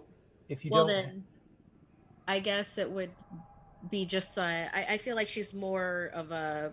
It would be a specialty skill either way, so you can make that choice. If you don't have it, you don't have it. So, Yeah. command? We'll do a persuade for her. She's not a command kind of a person. She's in the All right. shadows mostly. So let's see how persuasive you are. Okay. Let's see. See how this goes. Hopefully it goes well. Oh, shit. Wow. Achira's not a people person No, you're not. at all. So I will say, Rowan, you do hear this person shouting at you, but there's a tone in her voice that's very dismissive and somewhat offensive. The rest of your crew looks to her and looks back to you. One of the individuals leans in. Are we here to save them, or are they here to boss us around? Oh, I don't know, but I think that one was definitely the lookout, because she's seeing things, and I don't really see what she was pointing at. But for the most part, if you see something dead, kill it. Yeah, that's the plan, right, Rowan? We're doing as you ordered. There's some more gunfire that kind of occurs around you, and the rest of the group is now very tightly formed around the farmhouse. No one is listening to you, Achira. They're all moving towards the farmhouse itself, and David steps onto the back of the porch and shouts out to everyone else. It seems like the door, I think the door's been unlocked. And you hear a creaking right before you hear Dr. Espinosa scream, "No!" And there's an explosion as the back end of the farmhouse rocks with a bright, brilliant flame. It is small, but it is devastating to David. His charred corpse pinwheels backwards. Shrapnel is encased all across his front, and his face and his eyes have been deeply stabbed with sharp shards of metal. Looking at it, it looks as if it was part of a coffee can. falling What the backwards, fuck David was that? dies in front of you. We I don't say just that have to right to worry Chuck. about the dead. It's not just the dead we have to worry about. What the fuck was that? That's your guy. What just happened to your guy? Dr. Espinosa looks back to you, a mixture of fear and rage upon her face. She looks to Achira, and then, with an icy glare, looks back to Chuckwagon. I want to know who did that. We have a lot to do tonight, but I'm not going to let that go. Chuckwagon is looking back and looking at David. I need everyone to make a composure check, please. Including everyone except for Rowan. Rowan, you have no idea who these people are, and frankly, you could care less. If I could, I'd like to also do a detect motives. I want to see if I can identify amongst them any, like, a guilty person. Yes. So the first thing, I would like for everybody to make the composure to see how they do in the rest of their actions, all right? Copy that. Yeah.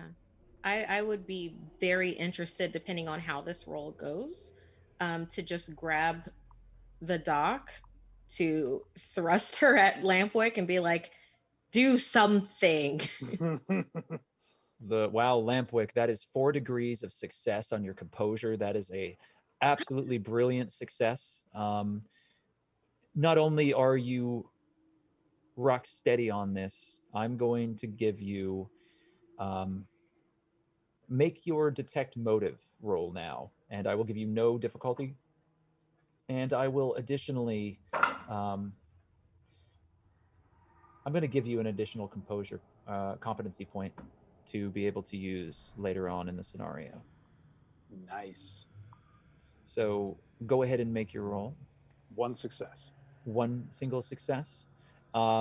You look about, you don't think that either Chuckwagon or the doctor are responsible. That said, you really don't know who these new individuals are. They're extremely militant, and you can't rule out the idea that perhaps they or somebody in their organization had something to do with it. You don't think that this was inside of this community. It doesn't seem like they would have either had the time or the motive to make this happen. Got it. And I'm registering, like, complete shock and surprise from everybody in this group. Yes. And you, Achira, how would you say you were read in this situation? Well, I rolled lower than Lampwick, so I actually got 4 successes as well. She beat me by 1 point. I'm going to give you, I will give you a competency, or I will allow you to automatically succeed on a single social check of your choice. Oh, I'll take the social check because she sucks at that. Okay. And how would you like to use that? The social check would be that the doctor completely trusts her. All right. Okay. In this moment, seeing what was done and your reaction to it, the doctor does seem to feel that you are genuine in your hope to be able to not only protect her, but the community, which you know is the most important thing to the doctor. The doctor doesn't see her life as more important than that of the community, but she believes that you are also aligned with that. Rowan, you're watching this tattered remains of these survivors. Another one of them has just died due to a booby trap that was left on the back door of this farmhouse. The farmhouse is still fully standing. The threshold and the doorway are pretty bad off. They're gone and burnt and hanging by just a hinge. Everything is blackened and there's a very light wash of fire across it. What would you like to do?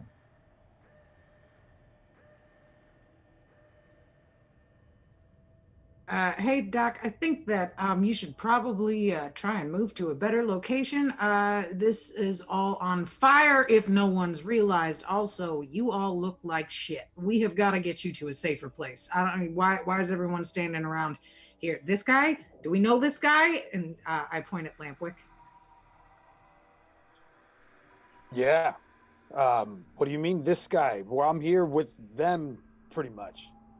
Yeah, we brought supplies to this community to help with their research with the antidote. But we've got no problem with getting the hell out of Dodge. Yes, we We want don't to get have the all hell of our out of here. along with the doctor and whoever else can come with. And the supplies, if we can salvage that. Achira, the doctor, pulls you aside. Look, you're new, and I haven't told you everything, but there are patients down below. They're very sick. They're criminals. We experimented on them, but I can't leave them here to die. I need to... Are they secure? Are they secure? They're locked up. Then they will be fine until we can come back. They'll at least be fine for at least a day. That's all I'm asking for. But we are not helping anyone by being dead right here, right now. Do I hear that too? Do I hear this? You didn't hear the full conversation as to whether or not Achira was speaking in a hushed tone. That's up to you. Well, if Lampwick's close, I feel like Lampwick and Achira would be on the same page with this. Okay, so you hear Achira's side of this. You don't know what the doctor said. I approach them and I say, what are you talking about? What did I hear? You heard Achira's side of it, where what did you say specifically, Achira? That you felt where Achira said, "Are they secure?" Yeah, that's right. Then we can basically, are they secure down? Mm-hmm. Are they secure down below? Then we can come back for them. But it doesn't help if we die right here, right now. Wait, who's secure? Who are we coming back for? What's going on? Doc's got some patients in the building, but they're secure, so we need to get. Are they sick? We need to go. I asked the doctor, are these patients of yours sick? Yes, they're ill, but they're holding potential antibodies that we need to draw from their blood. They may actually have use. I mean, they've done horrible things. I don't have to explain to you what my community does. No, you but don't. We made Absolutely. choices. We're not asking you. We're not putting you on trial right now. We don't have time for it anyway. Right. We're trying to be realistic with what we can do. The dead won't be able to get to them, so we should go. Look, the doc is a good woman, and she's, she does what she needs to do to make us safe and try to help others. So I'm just saying, we're with you. But we've got people in there. There's others. We got to get them out. We should try if we can. And I'm going to turn to Rowan and her battalion. I say, hey, look, we're all on the same side. Please, there's some of our people are in here. We could really use your help to help get them out. You are the people that have been sent here to rescue us, haven't you? Well, then you can't leave them behind, or else you will have failed at your duty. Hey, look, I was sent here to save as many people as I can and get rid of as many dead things as I can. All right, so once the Romeros are taken down, and the doctor is the most important person here. No offense, I don't know any of you guys. So, I mean, I am here to save her as much as we don't really get along. Good to see you again, doctor. But I have done my duty already by showing up and doing this. Where are these people, and how Rowan, long it's is it gonna not my take? fucking fault you didn't take the deal. We offered you a deal. You felt like you could hold us hostage due to your protection services. Fuck you very much. Oh, who else is going to protect you? Sorry, no, we don't have time for this. Look, where are the people that you're holding hostage and experimenting on? They're in the basement, but that's not the most important thing. There are 2 kids. We got to get them out. Okay, but we can't go in the way that we were going to. So I'm sure the basement has direct access. Take us to the basement access. That's not in this farmhouse on this level. There's only 2 ways in. There's the back door and the front. Wait, so when you get into the basement, there is no other way out? There's a way out, but we cannot use it. It leads into the mines. Well, we are going to have to use it, Doc. Did you see this? We don't know what other booby traps are in here, and we especially don't have time to. You don't understand what I saw, and I don't have time to explain it to you. We have to go to the Rowan, mines. the gunner next to you is pulled into a surge of the dead that push forwards as you and your unit are engulfed in a small outcropping of Romeros that have struggled forward. The gunfire has been ringing out now for a few moments, but they moved extremely quickly, and they all seem to be coalescing on your point, ignoring the others and moving as if on unison towards you and the rest of the group that has posed the greatest threat in this scenario. Can I need step you, forward? Oh, man. I need Rowan to quickly make a dodge check, please.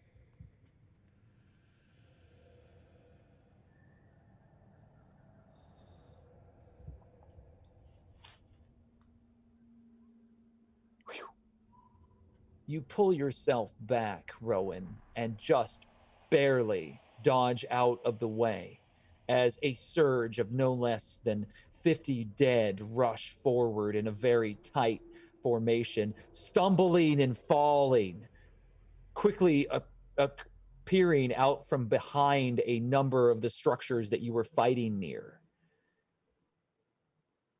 There's another figure in this group, Rowan.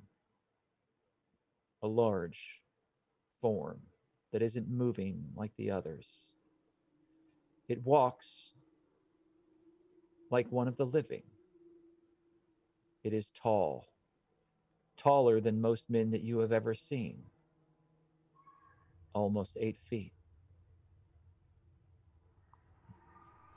The man, if it is in fact a man, is heavily muscled in a way that seems to defy any sort of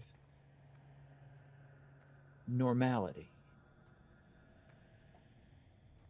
Rags, tattered, rags everywhere, dragging behind this figure. Lashed bandages and enormous feet, bare but gray skin. If there is a face, you cannot clearly see it. It is concealed. There is a burlap sack that has been pulled over it, slashed, and you see 2 intense eyes glaring out. And from the darkness in the firelight behind you, you see them flicker with something. This isn't normal. The dead pay no attention to this form. Dragging behind him is a fire axe and another of your unit. The dead body like a rag doll, wet and bleeding, neck broken, bones jutting out from the side where the spine has broken through the skin. You stumble backwards as the dead surge forward, and this stranger lifts the corpse of your fallen ally and flings it at your group. You roll backwards just as in time. However, the gunner next to you is not so lucky. They topple backwards under the weight. They scream out. The machine gun clatters to the ground as they lose grip on it, their strap breaking. What is your intention, Rowan? I go, oh, fuck this. And I reach in and pull out one of the smoke grenades and bite the tip off of it and throw it. And I go, all right, everybody get to cover. We're done fucking around. Stop playing bingo or whatever you're doing. Get out of here. And on that, if I can jump in and I say, you guys are too many cooks in the kitchen, too many people trying to take charge. We all need to get in that house right now. Achira's like, we are going to the mines. We will get in through the basement, and grabs the doctor and is like, you trust me, right? Achira, you have grabbed the doctor, pulled her close, and she looks back. All right, we'll go to the mines. Lampwick, do you trust me? I better at this point. Let's get in through the mines. Juniper,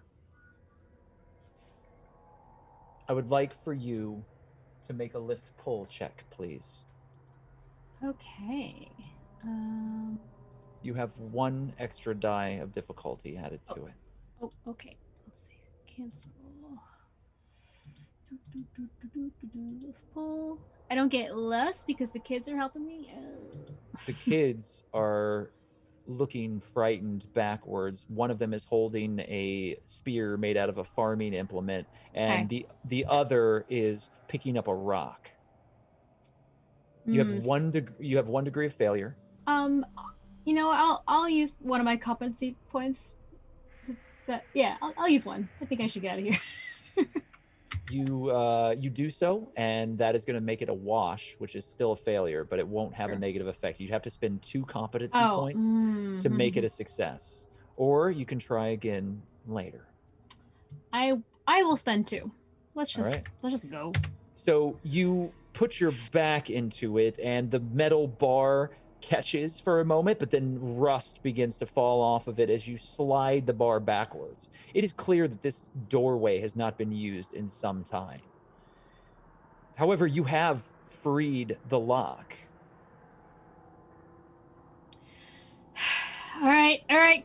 Kids, let's go. Get out of here. As you place your hand on the handle, there is an explosion that shakes the floorboards and pushes you forward. You feel dust and dirt fall down upon you, and there is the heat from above as fire is licking across the floorboards. You hear shouts, and then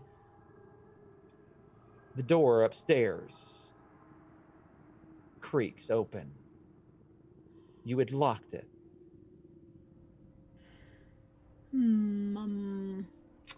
Hope that's someone nice. Oh god. Okay. Someone is coming down the steps, Juniper. I grab both kids by the wrists and I pull them through the door. You drag them quickly into the darkness that lies on the other side of the doorway. You are met with cold, stale air. Here is a roughly hewn dirt corridor. There is rock and dirt, some roots that poke out from the ceiling above, a wet, damp smell like a grave, and a long corridor leading down a very, very dark passage. Hey kids, this is not the outside. You said this door was to the outside. This is clearly a door to the down to cellar. What is this? What? What? She's not walking normal. Oh boy. Okay. All right. I look at what they are pointing at. You see Abigail.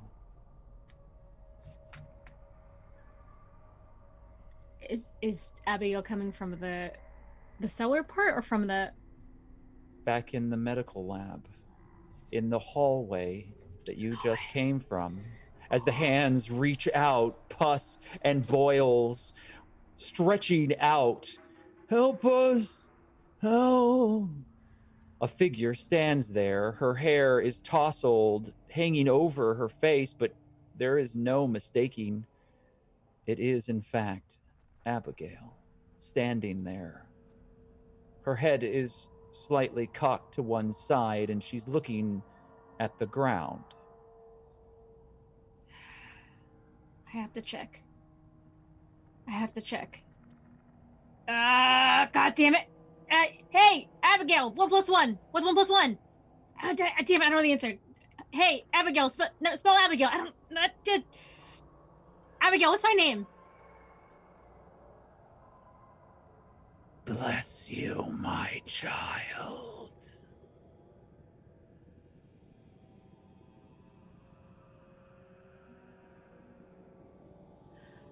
Abigail says that? She reaches her arms out in a manner that asks for an embrace and raises her head, and you see her, blood stretching down the front of her pale white skin and eyes pure white.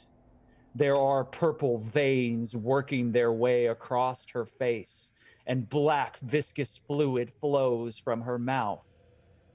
There is a bite on her shoulder, and she looks at you with her head cocked. Okay. Nope. You're gone. I want to try to close that door, go into the cellar and try to close that door behind me to keep her out.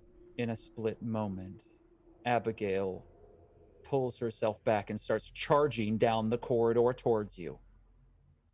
Make a push or lift pull, and don't fail. Do I remove the difficulty? No. You still have 1 difficulty die. Biscuit. The properties of the door have not changed due to your situation. Okay. Oh my god, I got 1 degree of success.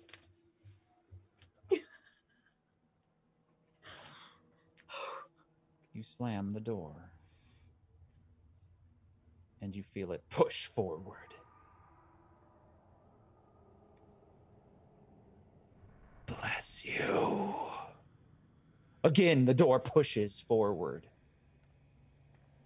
You have no way to lock it from the side, you realize. And you are the only thing keeping it closed.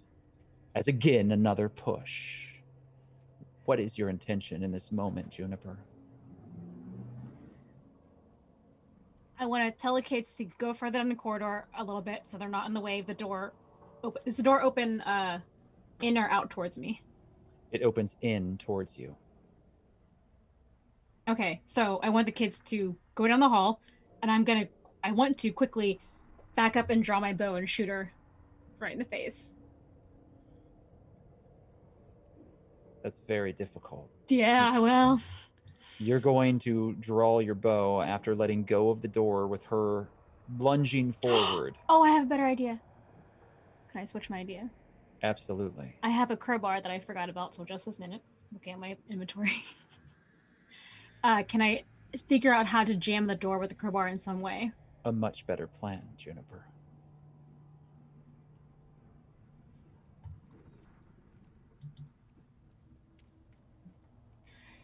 I want you. What would that be? I'm going to have you do a lift pull. Okay. As you are going to wedge this crowbar into the ground at the door and prevent it like a doorstop from pushing forward. Yes. And you're going to need a number of successes to make this stay for any amount of time. It will, regardless of if you are successful, it will buy you some time. Right. But the degrees of success are going to determine how much time you earn. Okay, is there any difficulty? I will give you no difficulty die on this action. Okay, here we go. For all the marbles. Please, please, please. Okay, that's only 1 degree of failure. I'm gonna go ahead and use this 1 competency point I have left, because this seems very important to not have any failure. So that's a wash. A wash, in the way that I run this, is still a failure. However, it will allow you to wedge the crowbar in the door and for a moment allow you to pull yourself away from the door. She will not be immediately upon you. Is there anything else that you wish to do in this moment that you have now? Gosh. Look at my stuff one more time. I don't have anything else that's gonna help me. I just run with the kids as fast as I can down the corridor to get away from her. All right.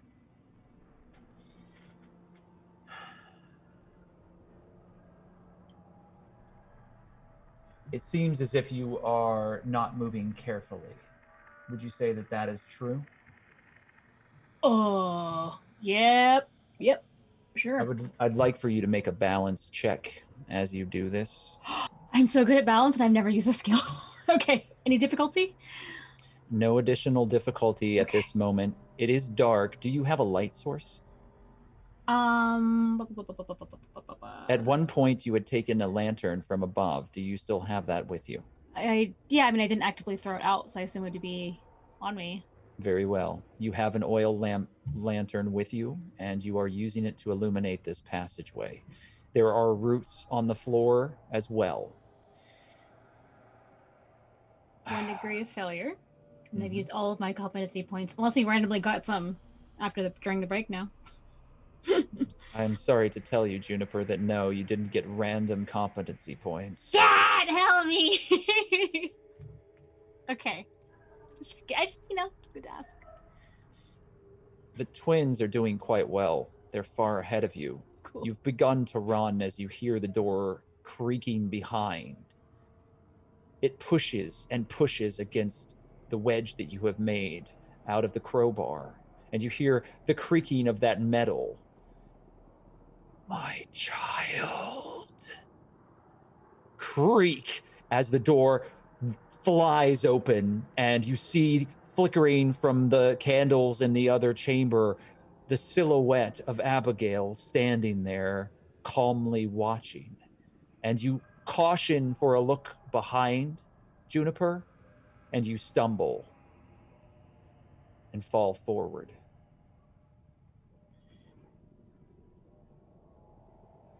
I'm going to allow you one opportunity to catch yourself. Okay. Would this be another balance? Make another balance check. I have so much advantage in balance, it's not helping very much. Same Z's, 1 degree of failure. And so it is written that you fall, tumbling down into the dirt.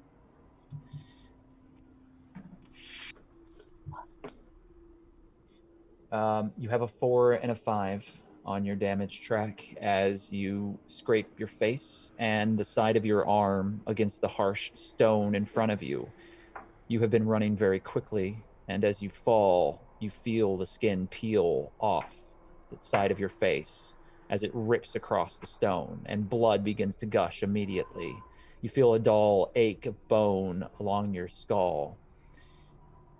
What is your damage threshold? It's 5. So then you will need to move that 5 and that 4 over to your damage track to be able to clear it, which means you are going to have some injuries to deal with later. But Juniper, it doesn't take you out of action, although you are wounded. There is fresh blood. You see Abigail still standing there behind you in the doorway. Her head cocks, and you can tell that she's holding her head upward. Your blood, your blood. She smells your blood.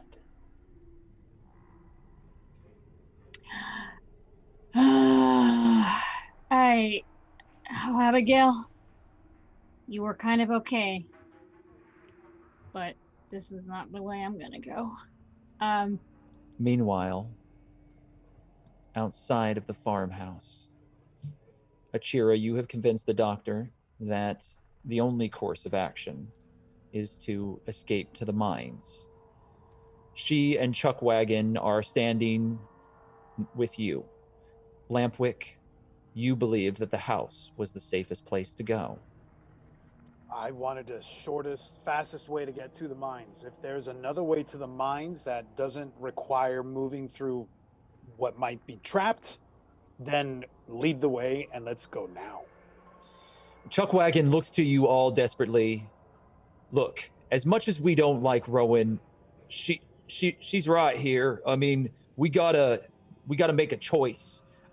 You can get to the mines through the basement, but you gotta go into the house and then down below. Or we work our way across the field to the shaft over there. There's an entrance near that cliff wall. You gotta. I'm with you, Achira. We gotta make a choice. Let's get to the mines then.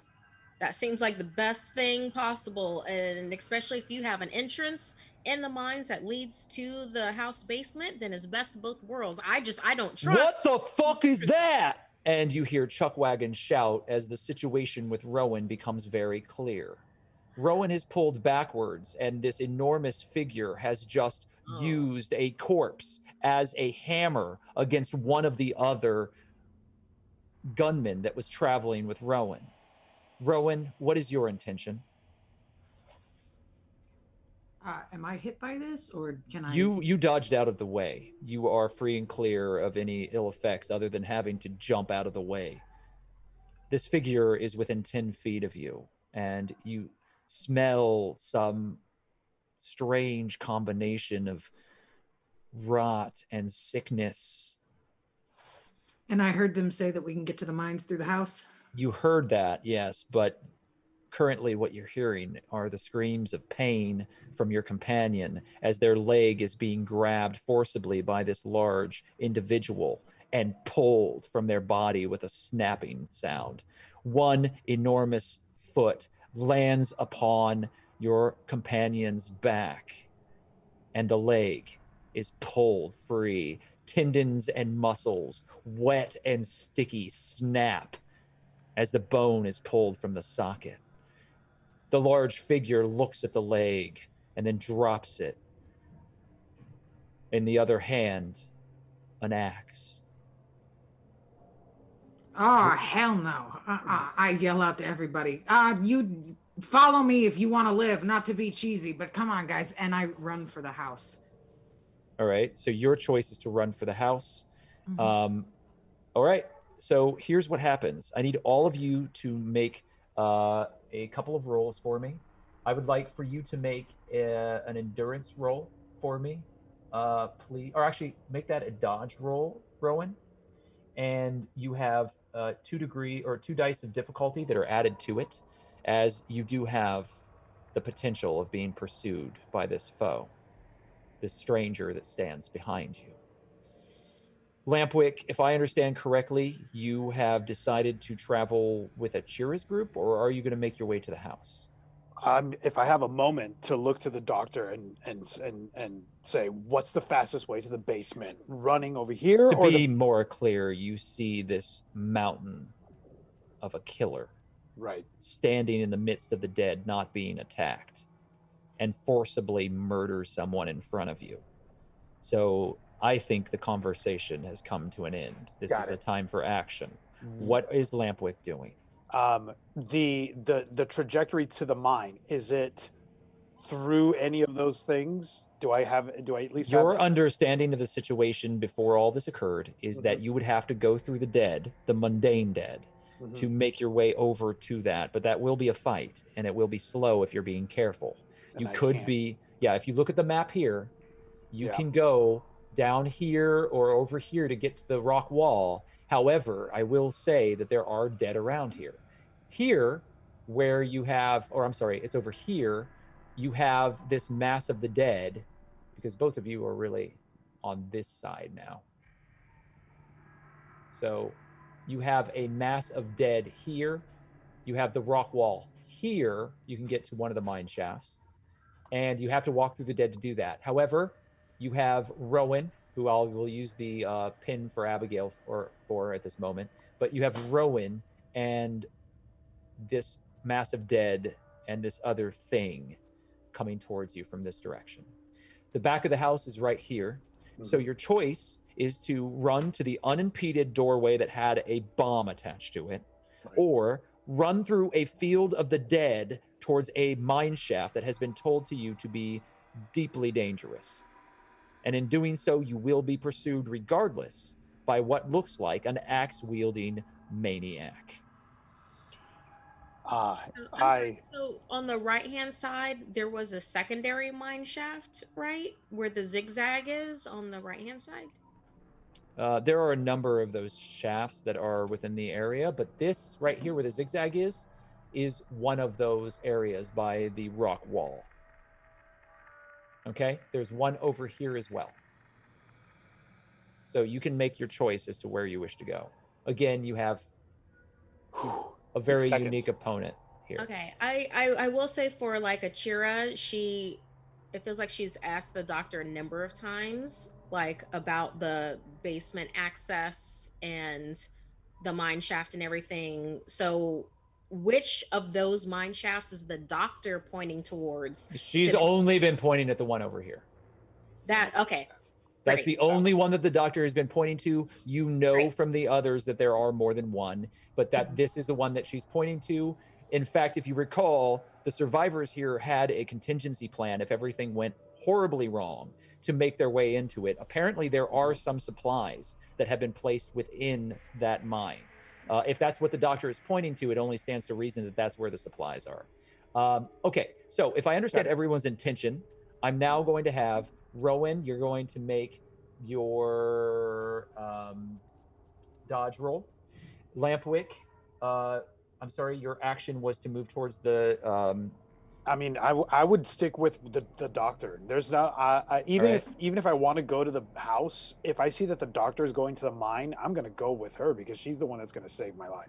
Okay, so then Achira, it's on you. You're going to determine where all of the NPCs are going. You're going towards the mine shaft? Yeah, the one where basement access to the house and also supplies are there, and you don't have to go through like where that huge dude is that Achira has already run from. That's where she's going. All right. So what I'm going to have you do then, Achira, is I'm going to have you make a ranged attack if you have a gun, because you're going to have to fire your way through the dead as you're moving. Okay. Anyone who is in that group who also has a weapon, I highly suggest you do the same, because you're going to have to clear a path. If you don't have a path, you're going to be in melee combat in the next action. Crap. Am I able to... Is there any chance to pick up Sunny's gun? I know we only kind of like hinted at that, but... You can do that in the next action, as you will have cleared the dead away from that area. Got it. Am I able to change my stated action due to the fact that, like, I was kind of trying to keep an eye on the doctor? So if I see that the doctor starts to go with Achira and Lampwick, can I change course? Absolutely. That's what this is all about with your intention. Excellent. So, but I do need everybody to roll, and I do need you to add your speed dice to this situation. And there are going to be 2 speed dice, and I also need you all to add 3 difficulty die.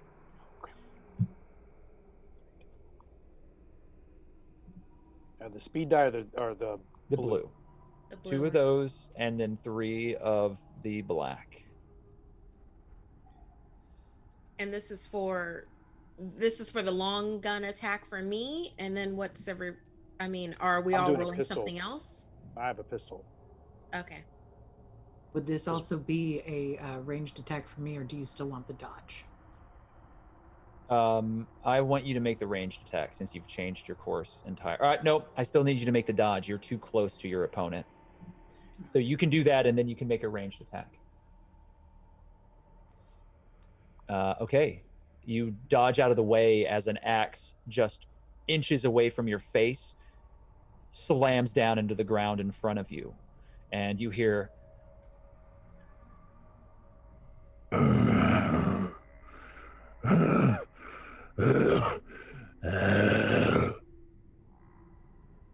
Ooh, somebody needs a girlfriend. Run. What? Oh, it talks. No. All of you hear that. We all hear it say run? Yes. Oh. I mean, I run with the group, but also what? Abigail, you have dodged, and your long gun, you, in this moment from pulling forward, Rowan, you fire, and you miss. It flies over the head of the Romeros in front of you. As you spray wildly, the axe that has flung right past you has caused you to misfire. It is, I'm sorry to say, as good as you are with your weaponry, 3 degrees of failure. Lampwick, you also pull your gun forward and fire into the Romeros. None of you are. Because I have a degree of success with my Mhm. long range, I'm Yes. going to use 3 competency points to make it 4 degrees of success to make it a headshot. 4 degrees of success is an absolute stellar success, Achira. You will get your headshot. One of the dead falls in front of you. I specifically want.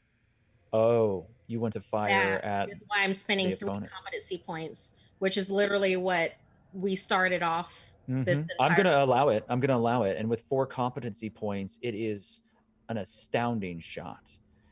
You steel yourself, Achira, and you raise your long gun, aiming in the moment as you see Rowan stumble forward, firing gun. I mean, you can tell that she is very competent with her weapons, but she barely stepped aside from that axe as it was flinging down. And as the echoes of this creature moves out, as you hear, "Run!" Like Achira like breathes and remembers how she felt when she first saw this thing, when it literally made her run from the path that she was already going to take. When she saw the dead that was moving around it, like it was this unstoppable force that nothing would bother with. That the very fact that it was here once again and all of this stuff is happening. Like she's thinking about all of that while she shoulders her rifle, while she breathes, and while she aims, focused entirely on this thing. You pull the trigger. Everyone stops. Air around you seems to freeze in this moment as all of your companions, their faces battered and bruised, bleeding and desperate, they all hold their breath. The bullet makes its way across the field, over Rowan's shoulder, and into the lumbering behemoth behind her, right between the eyes. On that burlap sack that hangs in tatters over its face, a single trickle of blood begins to drip downwards as there is, like a sponge, a red, thick mark that draws itself across that burlap.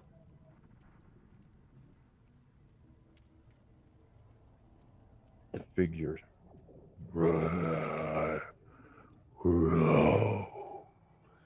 stumbles forward, dropping to one knee, and then falling forward onto his face, unmoving. And in that moment, the night, the sound of the dead, the crackle of the fire that has now broken out inside of the house and burns wildly through it. There is as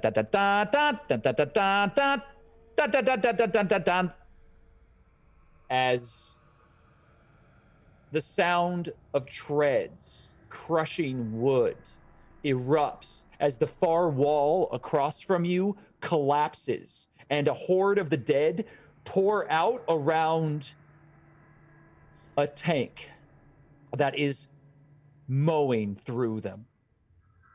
It pulls itself back for a moment, and there is a quiet pause as a shell issues forward and a blast lands into the center of the dead, not too far away from the mine. The mine and the dead around it shudder as many of the Romeros that were interspersed in that zone have been cleared, and your pathway is much easier now.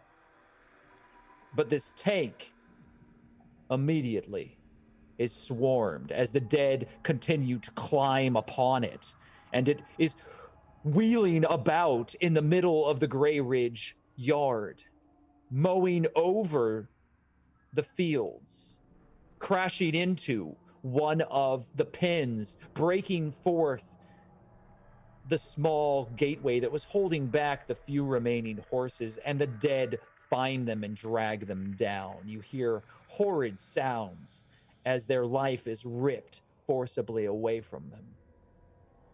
And as if some twisted joke, more lights issue forth.